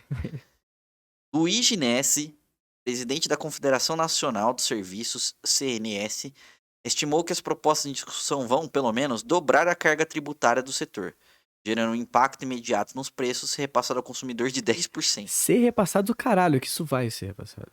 E ele tá colocando uma perspectiva mínima aqui no meu entendimento. Isso aí pode ser muito maior. Tá? Imediato, né? Impacto imediato, logo em seguida. Uhum. Guilherme Mercês, diretor de Economia da Confederação Nacional do Comércio de Bens, Serviços e Turismo, CNC, Tudo isso, só citou. isso. Então, vai entender, né? Citou o estudo da entidade, segundo o qual as propostas de discussão gerariam um aumento de 84% a mais de 188% na tributação sobre o setor de serviços. Não Irmão, entendi o que quis dizer. vai ter um aumento de 84 a até 188% na Ah, tributação. tá, entendi. Ou seja, se você dobra a porra do imposto sobre qualquer coisa, hoje, qualquer coisa, tu vai foder quem? Não preciso nem responder. Coordenador do Núcleo Econômico da Confederação Nacional de Agricultura, CNA, Renato Conchon, informou que a entidade apoia a realização de uma reforma tributária, mas lembrou que boa parte da produção do setor, destinada às vendas internas ou produtos de cesta básica, não pagam tributos pelas regras atuais. Pera aí, eu vou fazer um exercício aqui com vocês, galera. Ó, momento do exercício. Luigi Nesi. Vamos ver quem é. PCNS, Processos aqui, ó. Já caiu no Processo Jus Brasil, Congresso em primeiro Foco, vice-presidente. tudo sobre Luigi Nesi. Vamos ver. Tem uma agência do maluco? Ah, uma notícia? Ah, tá escrevendo uma notícia. Coloca escavador, sei lá. Não sei E vai se- vir em se não- currículo dele, né, mano? É, não, eu pensei que era sem interesse. Vamos colocar aqui o Wikipedia, então. Ah, não, esse maluco aí tem um Wikipedia. Tem. Não tem. Mas enfim. Ó, tem um vídeo que ele aparece aí. Olha lá. Quem é Luiz Ginésio? O empresário que chegou ao Codefat pelas mãos do governo e de sindicalistas. Ó Esse lá. carinha aqui. Caralho, que cara de americano. Ah, ele era um Ah, empresário, olha só. Sério. Pensei que ele era um trabalhador, pô. e Metalúrgico. olha só, o cara tem uma empresa laranja. A minúscula informática de tão pequena sequer tem página na internet, muito menos funcionários. Ele ganhou um embate pela presidência do Conselho Deliberativo do Fundo de Amparo ao Trabalhador. Nome cumprido é proporcional ao patrimônio que o ilustre empresário passou a administrar, 160 bilhões. Caralho. Bom, eu não sei sobre o Codefat, mas tá me parecendo que é um negócio meio É é, dinheiro? patronal. Vamos agora, Guilherme Mercês. Vamos ver quem é Guilherme Mercês. A gente precisa saber quem são essas pessoas, porque eles estão Precisa. ouvindo pessoas específicas, né? Pô, sai do Brave, entra no Google. Digita Google Porra, aí. bicho, aí você me fudeu, hein? Também aí não É, tem não, condição. a gente tem que usar mecanismos de pesquisas open source, mas. Pô, o bagulho tá em alemão aqui, aí fudeu. Guilherme Mercês, né? É. Diretor de LinkedIn. Economia e Inovação. Olha lá, ó, vamos abrir o LinkedIn desse cara aqui, ó.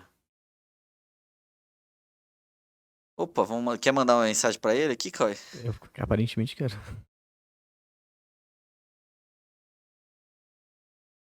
Cadê Aí, ó. Economista-chefe, chefe do. Mas eu queria ver o retrospecto dele.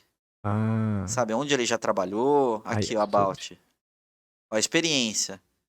Foi CEO do Future Tank, Think Tank. Não Olha acredito. só, meu amigo. Já foi secretário do Estado da Fazenda do governo do Rio de Janeiro. Presidente do Conselho de Administração do Rio Previdência. Provavelmente Previdência Privada. Top Membro do Conselho de 2. Administração do Top 2U. CEO e planejador estratégico da Firjan. Fez carreira dentro dessa empresa. É professor de macroeconomia na UERJ também. De 1 a 2 anos. É um cara mexido aí no meio, né? Quem que é o último? É o Renato Conchon.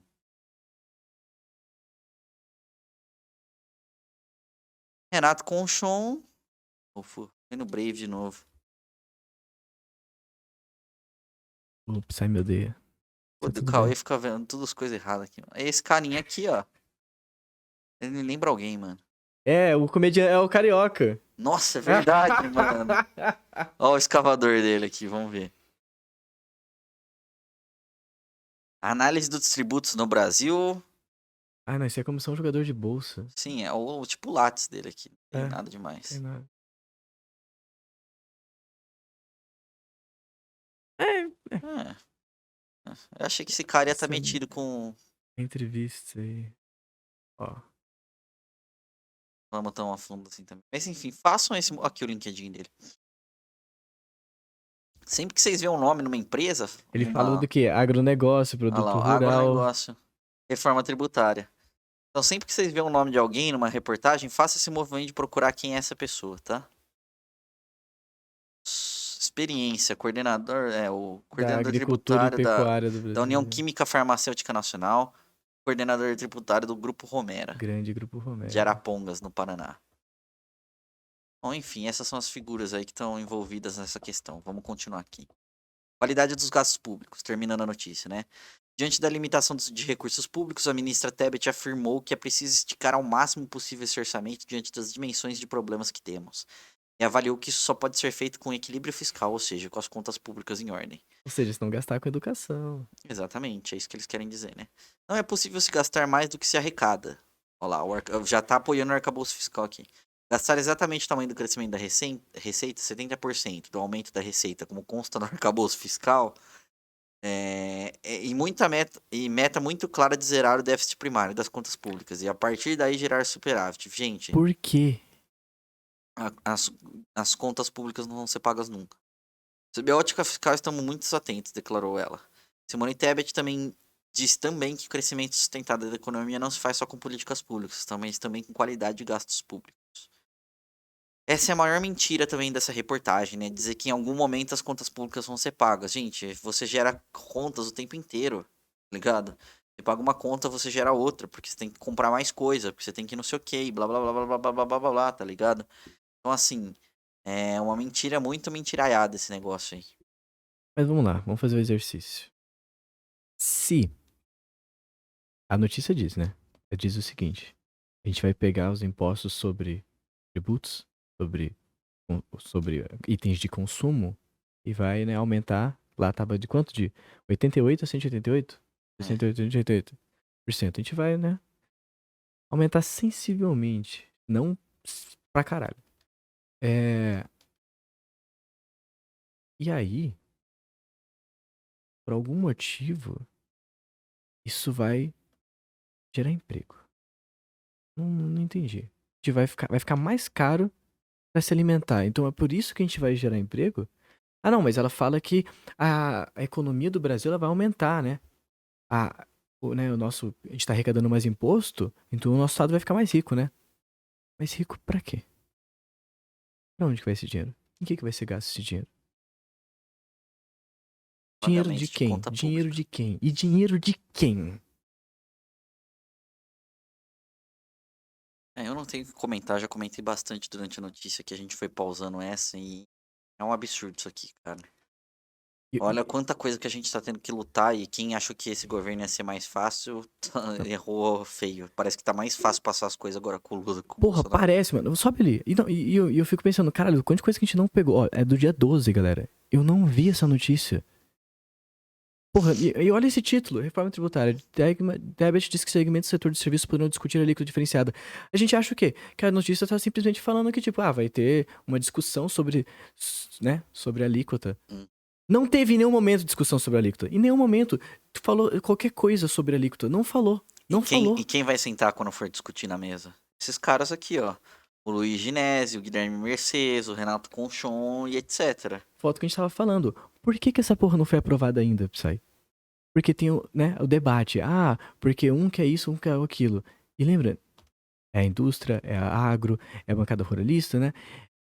Esse é o setor de serviços. Essa galera tá discutindo entre eles como que eles vão aprovar essa reforma tributária para poder manter os próprios lucros. Porque o filho da puta já colocou lá. Se isso colar pra mim, se vocês aumentar o tributo sobre o meu produto aqui, meu item de consumo, em 78%, a população, o aumento do preço vai ser de 10% no preço final. Então isso é uma ameaça, entendeu? Isso é uma ameaça que isso não cola com eles, tá ligado? Isso cola o quê? Com a base do seu Zé no supermercado. E daí o seu Zé, que como pequeno burguês ele é, nessa história que eu tô falando aqui, ele vai falar, pô, isso daí a gente tem que aumentar a economia, tá ligado? A gente precisa de ter mais liberdade pra poder a gente pagar menos salários, cara, a gente tem que colocar a criança pra trabalhar, entendeu? A gente tem que fazer gerar a economia, o Brasil tem que crescer, a gente tem que superar o déficit primário. É essa a promessa que a galera vende uma notícia dessa. E aí, quem que vai pagar o pato? Tá ligado? É o mesmo seu Zé. Eu tô tristão. Tô puto. Triste, eu fico com outras coisas aqui. Deixa muito sincero. Enfim. Tá aí essa perspectiva aí. Espero que vocês se interem desses temas o quanto antes aí. Discutam, pautem, conversem sobre. Peguem mais notícias, mais gente que tá analisando isso aqui de uma forma adequada, né? Pra entender. Porque a gente aqui faz a nossa perspectiva, claro, a gente não é economista, a gente tem estudado sobre, estamos fazendo informações aí para melhorar nesse sentido, né? Mas a gente não sabe de tudo, os meandros disso. Então, busquem mais informações também, mas tenham isso em mente do que a gente está falando aqui. O que a gente tá fazendo aqui, pô, é o que seria ideal todo mundo fazer em casa. Tipo, sentar com o brother e escutar. Olha que notícia merda aqui, mano. É isso que tá acontecendo? A gente discute aqui, né? É isso que tá acontecendo? Não, não é isso, é isso. Não, não é isso. Exatamente. Momento de reflexão. Vamos para a última, então? Bora pro vídeo. Então, gente, a gente quis trazer um vídeo aqui.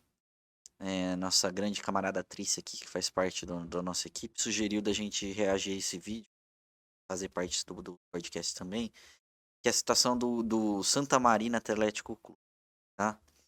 Vou ler a legenda, é uma postagem do Instagram que a gente tá vendo. Eu imagino que vocês que estão aí nos ouvindo só não vão ver o vídeo, mas espero que a gente consiga, depois de assistir aqui, dizer sobre o que é, caso ele não tenha áudio e coisa do tipo. Eu só vi o vídeo, não ouvi o áudio, mas a gente vai situar vocês e depois, se possivelmente, a gente tenta deixar o link na descrição do podcast também, tá? Então, tá lá, procurem, é @santamarina.doc, tá? No Instagram. Aí a postagem é a seguinte: o Santa Marina Atlético Clube é um dos clubes esportivos mais antigos em atividade no Brasil, com 110 anos. Na próxima quarta-feira, dia 14/6/2023, hoje, o processo de reintegração de posse ameaça fechar esse clube popular e encerrar definitivamente suas atividades. Compartilhe esse vídeo e faça parte da corrente de pessoas que desejam impedir a destruição de Santa Marina. Participe do ato contra a reintegração de posse na quarta-feira, dia 14 às 8 horas, tá? Aí já foi na Avenida Santa Marina, lá no H Branco em São Paulo. E aí a gente vai ver o vídeo.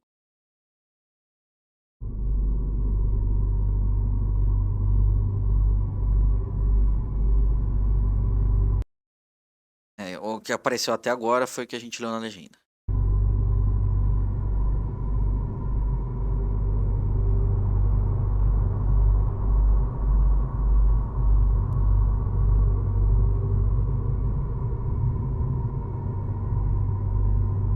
Essa música de terror aí, se sair alguma coisa na tela, eu vou ficar perturbado.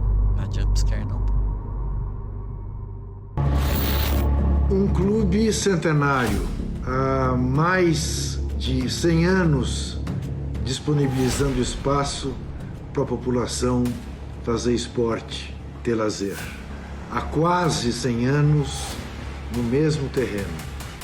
Um terreno que agora vai ser expropriado.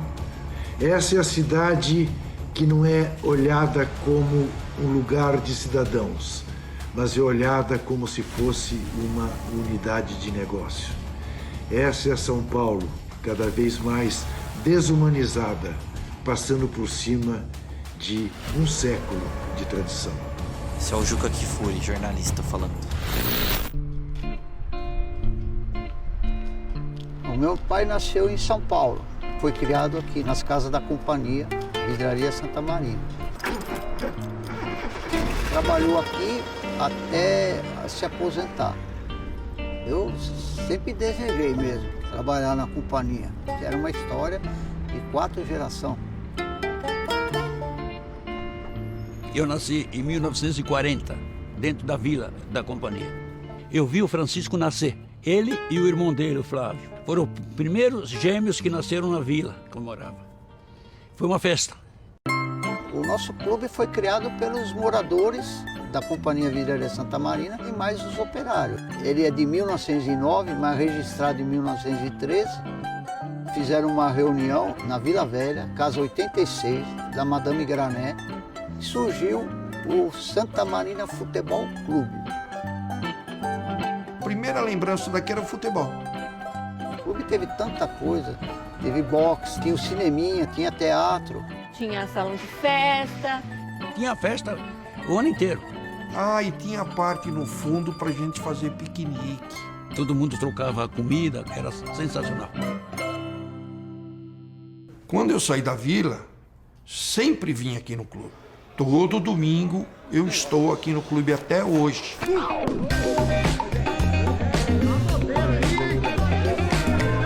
Originalzinho.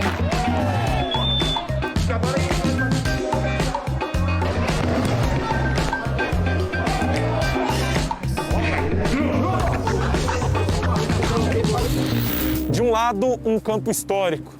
Do outro, uma fábrica centenária e com muita história envolvendo os moradores da Zona Oeste. Futebol e indústria. Uma ligação que seguiu unida por mais de 100 anos, mas que está prestes a se separar e para sempre.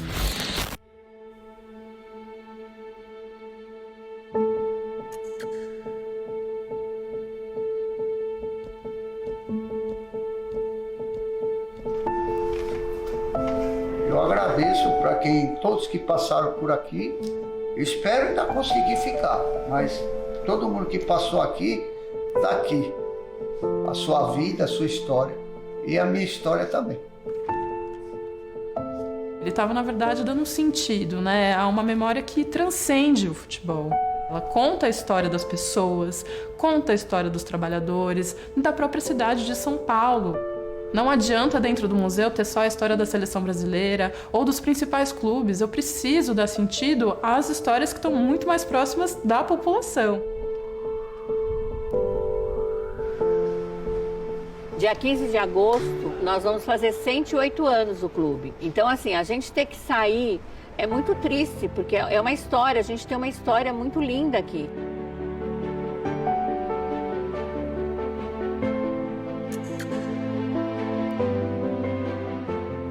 Como fala uma pessoa muito importante na televisão, o Silvio Santos, tudo por dinheiro. Infelizmente, tudo por dinheiro. E eu não sou assim. Existe um valor de mercado versus um valor simbólico que está sempre em disputa. Então, quando eu olho aqui, vários outros times de futebol de várzea já não existem mais. Então, esse espaço aqui passa a ser também um espaço de resistência, né? De uma São Paulo que já existiu, de uma experiência de trabalho que já existiu e de uma experiência de relações humanas que também vão se perdendo junto com o campo, junto com essa memória.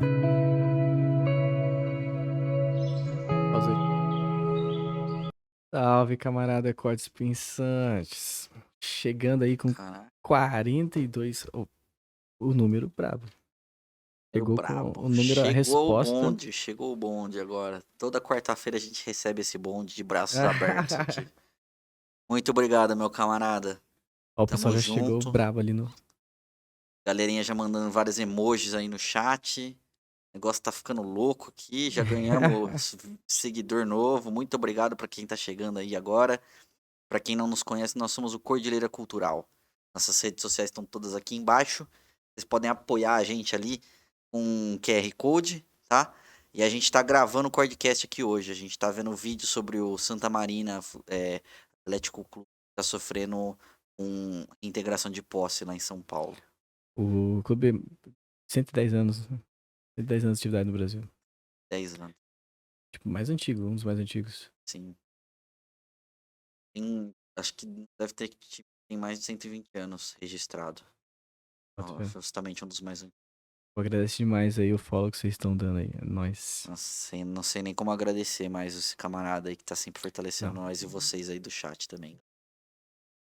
Bora continuar vendo aqui.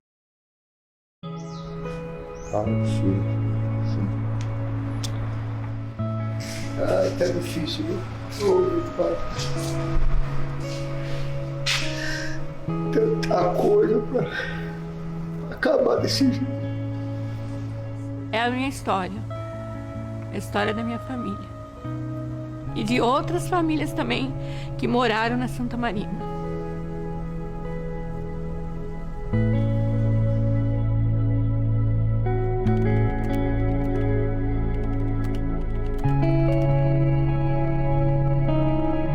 Isso? Mas vamos só. Quer passar de novo pro pessoal que chegou agora? Não sei, vejam aí no chat se vocês querem que a gente passe de novo. Eu vou só entrar aqui no perfil deles pra ver, né? Se teve algum post mais recente aqui. Tem stories deles? Hoje teve o ato, né? Então, é o que eu ia ver também. Puta, é pequenininho isso aí. Amanhã ato. De pessoas que já passaram por aqui. Olha os sonhos das crianças que estão perdendo. Aí, depois aqui falou, o governo vai querer falar, porque infelizmente aqui no Brasil, se criança não está no esporte, não tem outra coisa de fazer a não ser ficar na rua. E infelizmente nós sabemos para onde que a rua pode.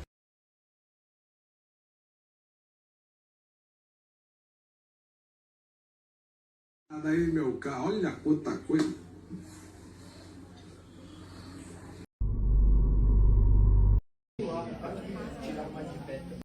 Cara, é um absurdo o que tá acontecendo. É um absurdo.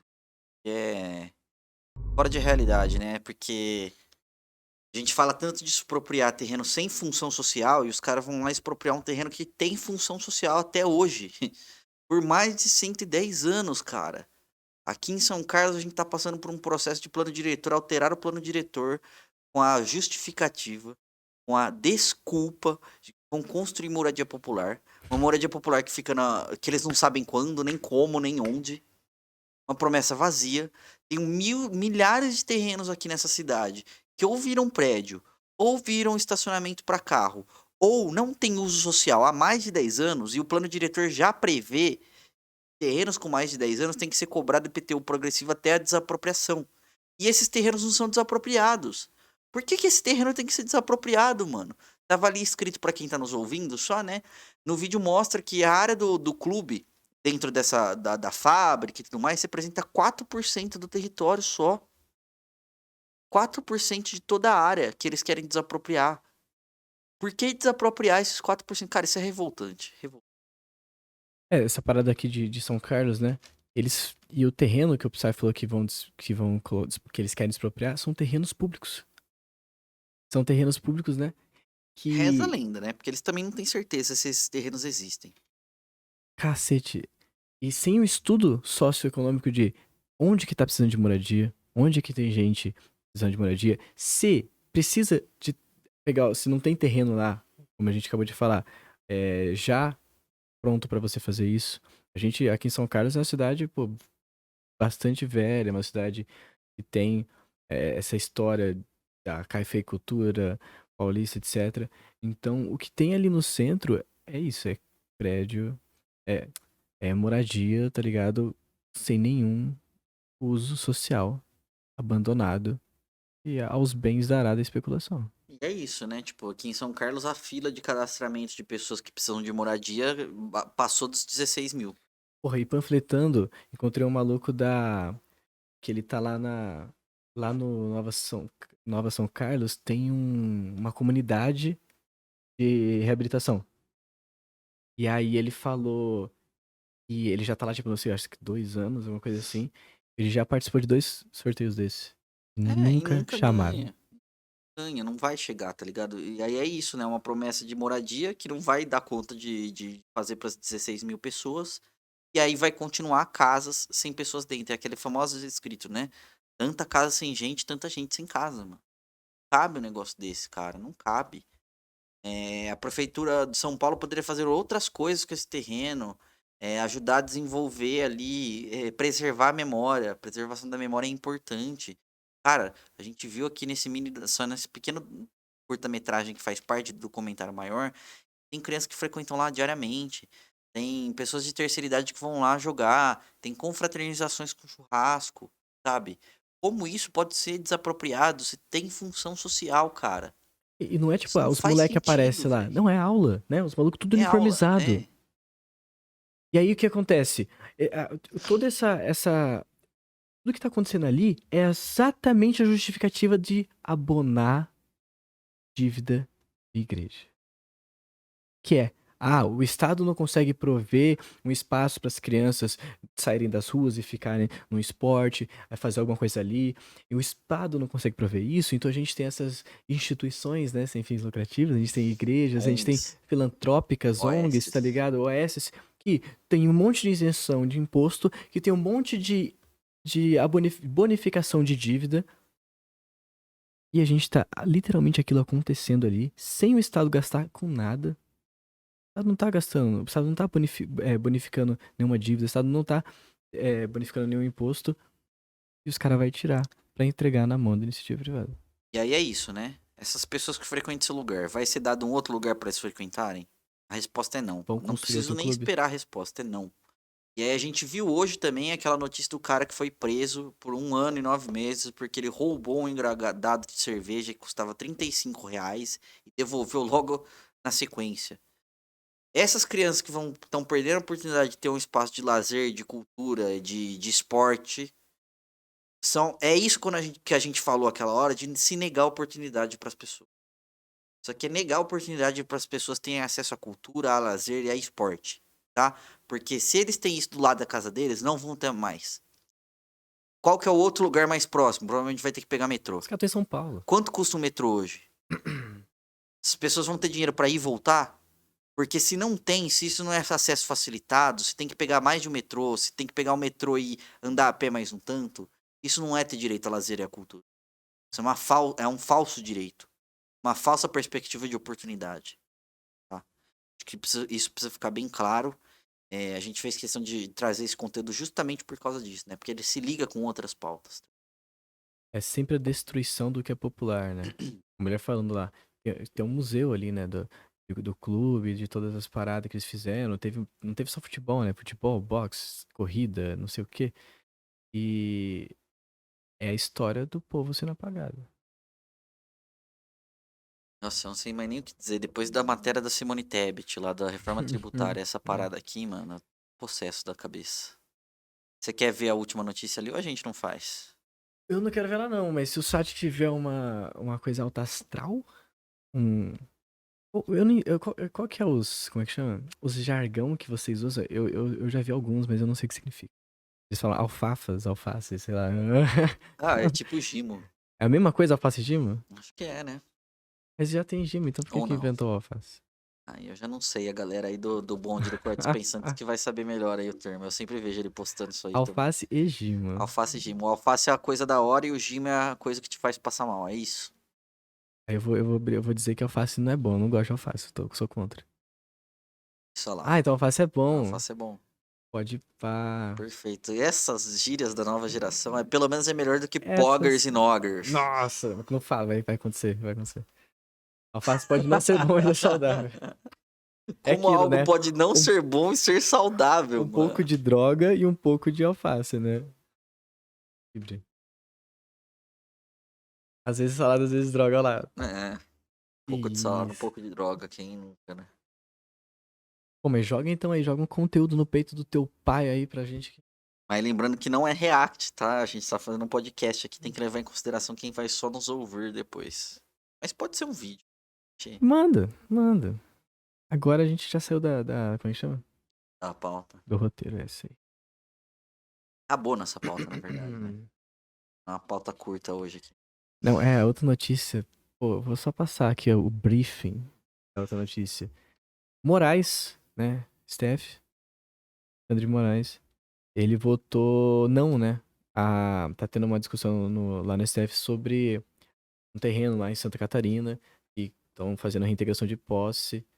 É o que é a base da Virgínia, mas ainda estão falando disso? KKKK. Se estiverem falando disso, eu mostro. Viu esse vídeo? É ótimo. Nossa, eu não quero ver isso, não. Não, mas não, é bom hoje. mesmo. O Psy não gosta. Hoje não. O Psy não acredita em mim depois que eu mostrei o vídeo do Bad Não, Bad mano, pra eu ele. boto fé que é bom, mano. Mas isso aí vai Não. me dar uma gastura. Vai. Não é bom, não, é horrível. Mas ele parece o Cássio, que é maravilhoso. Ah, eu já vi, a foto eu já vi. E aí a fita é terreno indígena sendo reintegrado lá em Santa Catarina. Governador de Santa Catarina super empurrando isso no Congresso, tanto na Câmara quanto no Congresso. E, inclusive, porque ele foi lá pro Senado. O Senado pra poder pra enfiar essas paradas. E já passou na Câmara dos Vereadores, né? Agora tá na Câmara dos Deputados, agora foi pro Senado. E aí a fita no STF eles estão discutindo se vale reintegrar aquela posse com base no marco temporal que ainda não foi sancionado, né? Que ainda não passou, ainda é PL. Então como que tá sendo discutido uma coisa sobre uma coisa que não existe? E aí depois eles vão usar isso ainda como prerrogativo e falar, não, mas você tá vendo aquele caso ali, ó? É a mesma coisa que o marco temporal. Agora tem que aprovar essa merda aqui, tá ligado? Procedência? É. E aí, o que o Moraes fala? Ele diz o seguinte: não, mas eu sou contra, tá ligado? Porque assim, como é que a gente vai. Ele dá muito merda. E aí ele fala o seguinte: mas tem um meio termo. Por que a gente então não reintegra, não pega as terras e paga?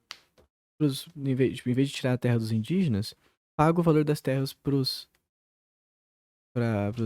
agro. Ai, que bacana.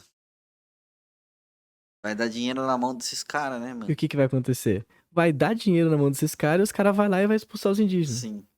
Como o Capanga. garimpo faz. Imagina, falar pros garimpeiros, não, a gente vai te pagar a terra. Ai, esse Brasil é difícil, hein, galera? Pelo amor de Deus.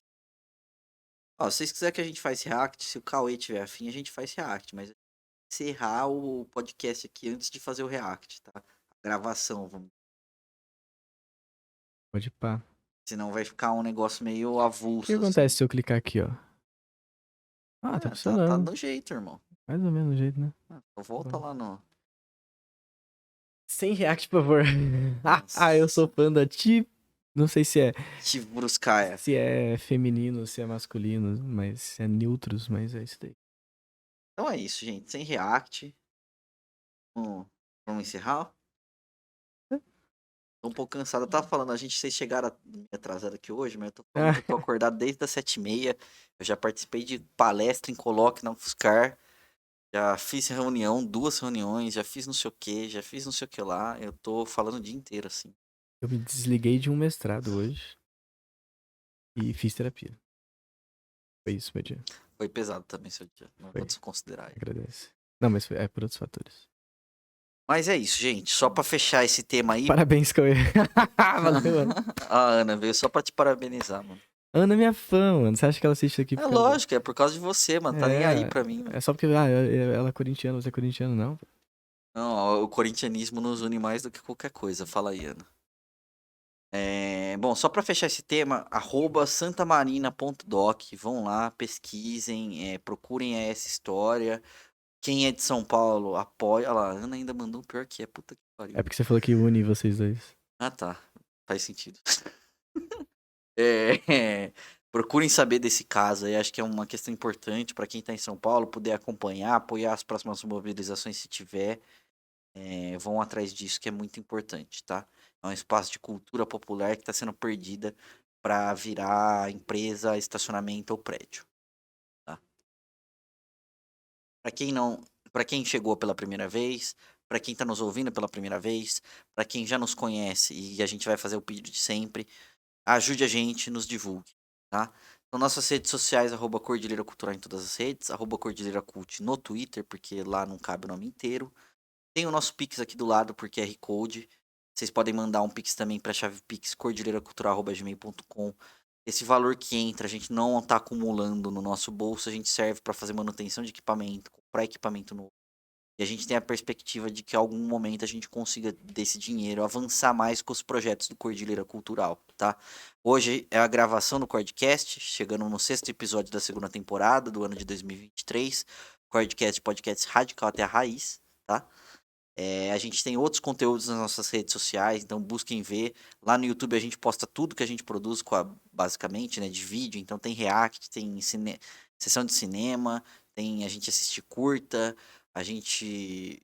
que mais, Cauê? A gente faz podcast, né? Então a gente discute essas notícias e... Discute notícias de pauta quente, Abobrinha. etc. E nas outras redes sociais, igual Instagram, Twitter, a gente tá sempre comentando alguns temas e trazendo matérias especiais. E aí, retomando o que eu já falei anteriormente, né? Hoje é aniversário do Che Guevara, a gente sempre solta posts comemorativos a figuras históricas que a gente acha relevante. Na segunda-feira teve um post de indicação do filme Che, o Argentino, assistam.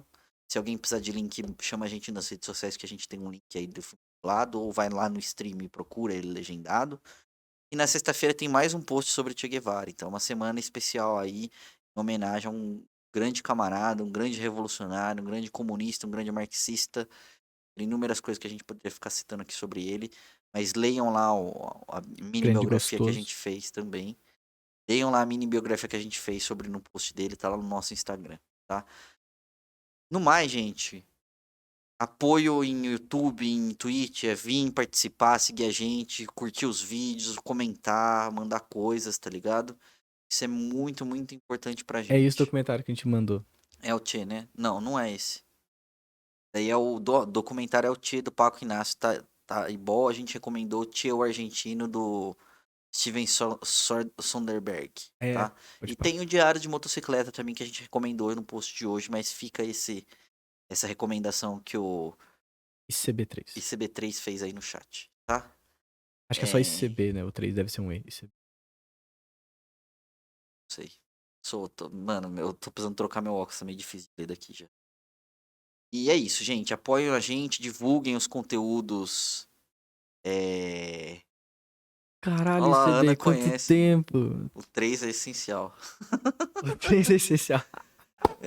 Compartilhem nossos conteúdos, por favor, gente. Eu vou fazer esse apelo aqui pra vocês que seguem a gente, que nos conhecem, que gostam do nosso conteúdo. Compartilha nos stories, manda pros amigos, daí faz chegar em mais gente. Tá precisando ter mais alcance aqui também, é muito importante pra gente, tá? De resto, eu só queria agradecer todo mundo que colou aí no chat hoje, participou. A gente faz essas coisas pra vocês e com vocês, não é sozinho aqui, só entre a gente. A gente tenta sempre trazer essa perspectiva. Acho que talvez a gente seja o único podcast que interage com o chat ao vivo e isso vai pra gravação depois, né? Então eu não sei, se vocês conhecerem outros, indiquem aí também. Mas essa é uma característica nossa que a gente gosta de trazer aqui. Mas é isso, mano. Quer falar alguma coisa aí, Cauê? Agradece, como sempre, camarada, Acordes Pensantes, pô, absurdo. Faz por nós. Minha mãe não faz isso que você faz por nós. Minha mãe não manda 40 followers aqui. E a Caverna do Morcego também, grande morcegão aí mandou pra nós. Grande Marcos Morcego. E agradece CB, Ana Carolina. Caroline, grande camarada Jonathan. Nosso moderador do chat. E é o Vitor, que tava comentando com nós aí também. Tá desde o início aí na gravação também. E todas as Galego, outras pessoas que comentaram também. Patricinha Comunista, Tivruskaya, Kenneth, Over the Machine, Baby Berets, Patrícia Y, Artemis, toda G Galego, toda a galera que participou do chat aí com a gente hoje. Gente, vocês são muito foda, muito obrigado. Ah, Ana, você não precisa fazer nada, cara. Você tem passagem VIP aqui nesse chat, pô. Ó. A gente só não te colocou de moderadora porque você não pediu ainda, tá? Fica o shade aí. A gente vai ter 2 moderadores pra esse chat, vai ficar doideira, louco. Ah, às vezes é bom. Mas é isso, gente. Muito obrigado mesmo. Se cubram hoje, que tá frio na maior parte do país, eu imagino. Bebam água. A gente já teve essa conversa. Pô, mano, minha memória tá me traindo, Ana, desculpa. Pior que já deve ter tido mesmo. E é isso, galera. Muito bom. Sejam bem-vindos quem chegou. Espero que tenham gostado. Sigam a gente aí que toda quarta-feira à noite a gente faz live aqui, tá? Então, geralmente, às vezes começa às 7, às vezes às 8, às vezes às 9, às vezes às 10. Mas é toda quarta-feira à noite. Tô ficando velho, Ana. Foi mal, mas a idade não para, né? A única coisa que não para é o tempo. É isso, gente. Muito obrigado. Boa noite. Até uma próxima e falou!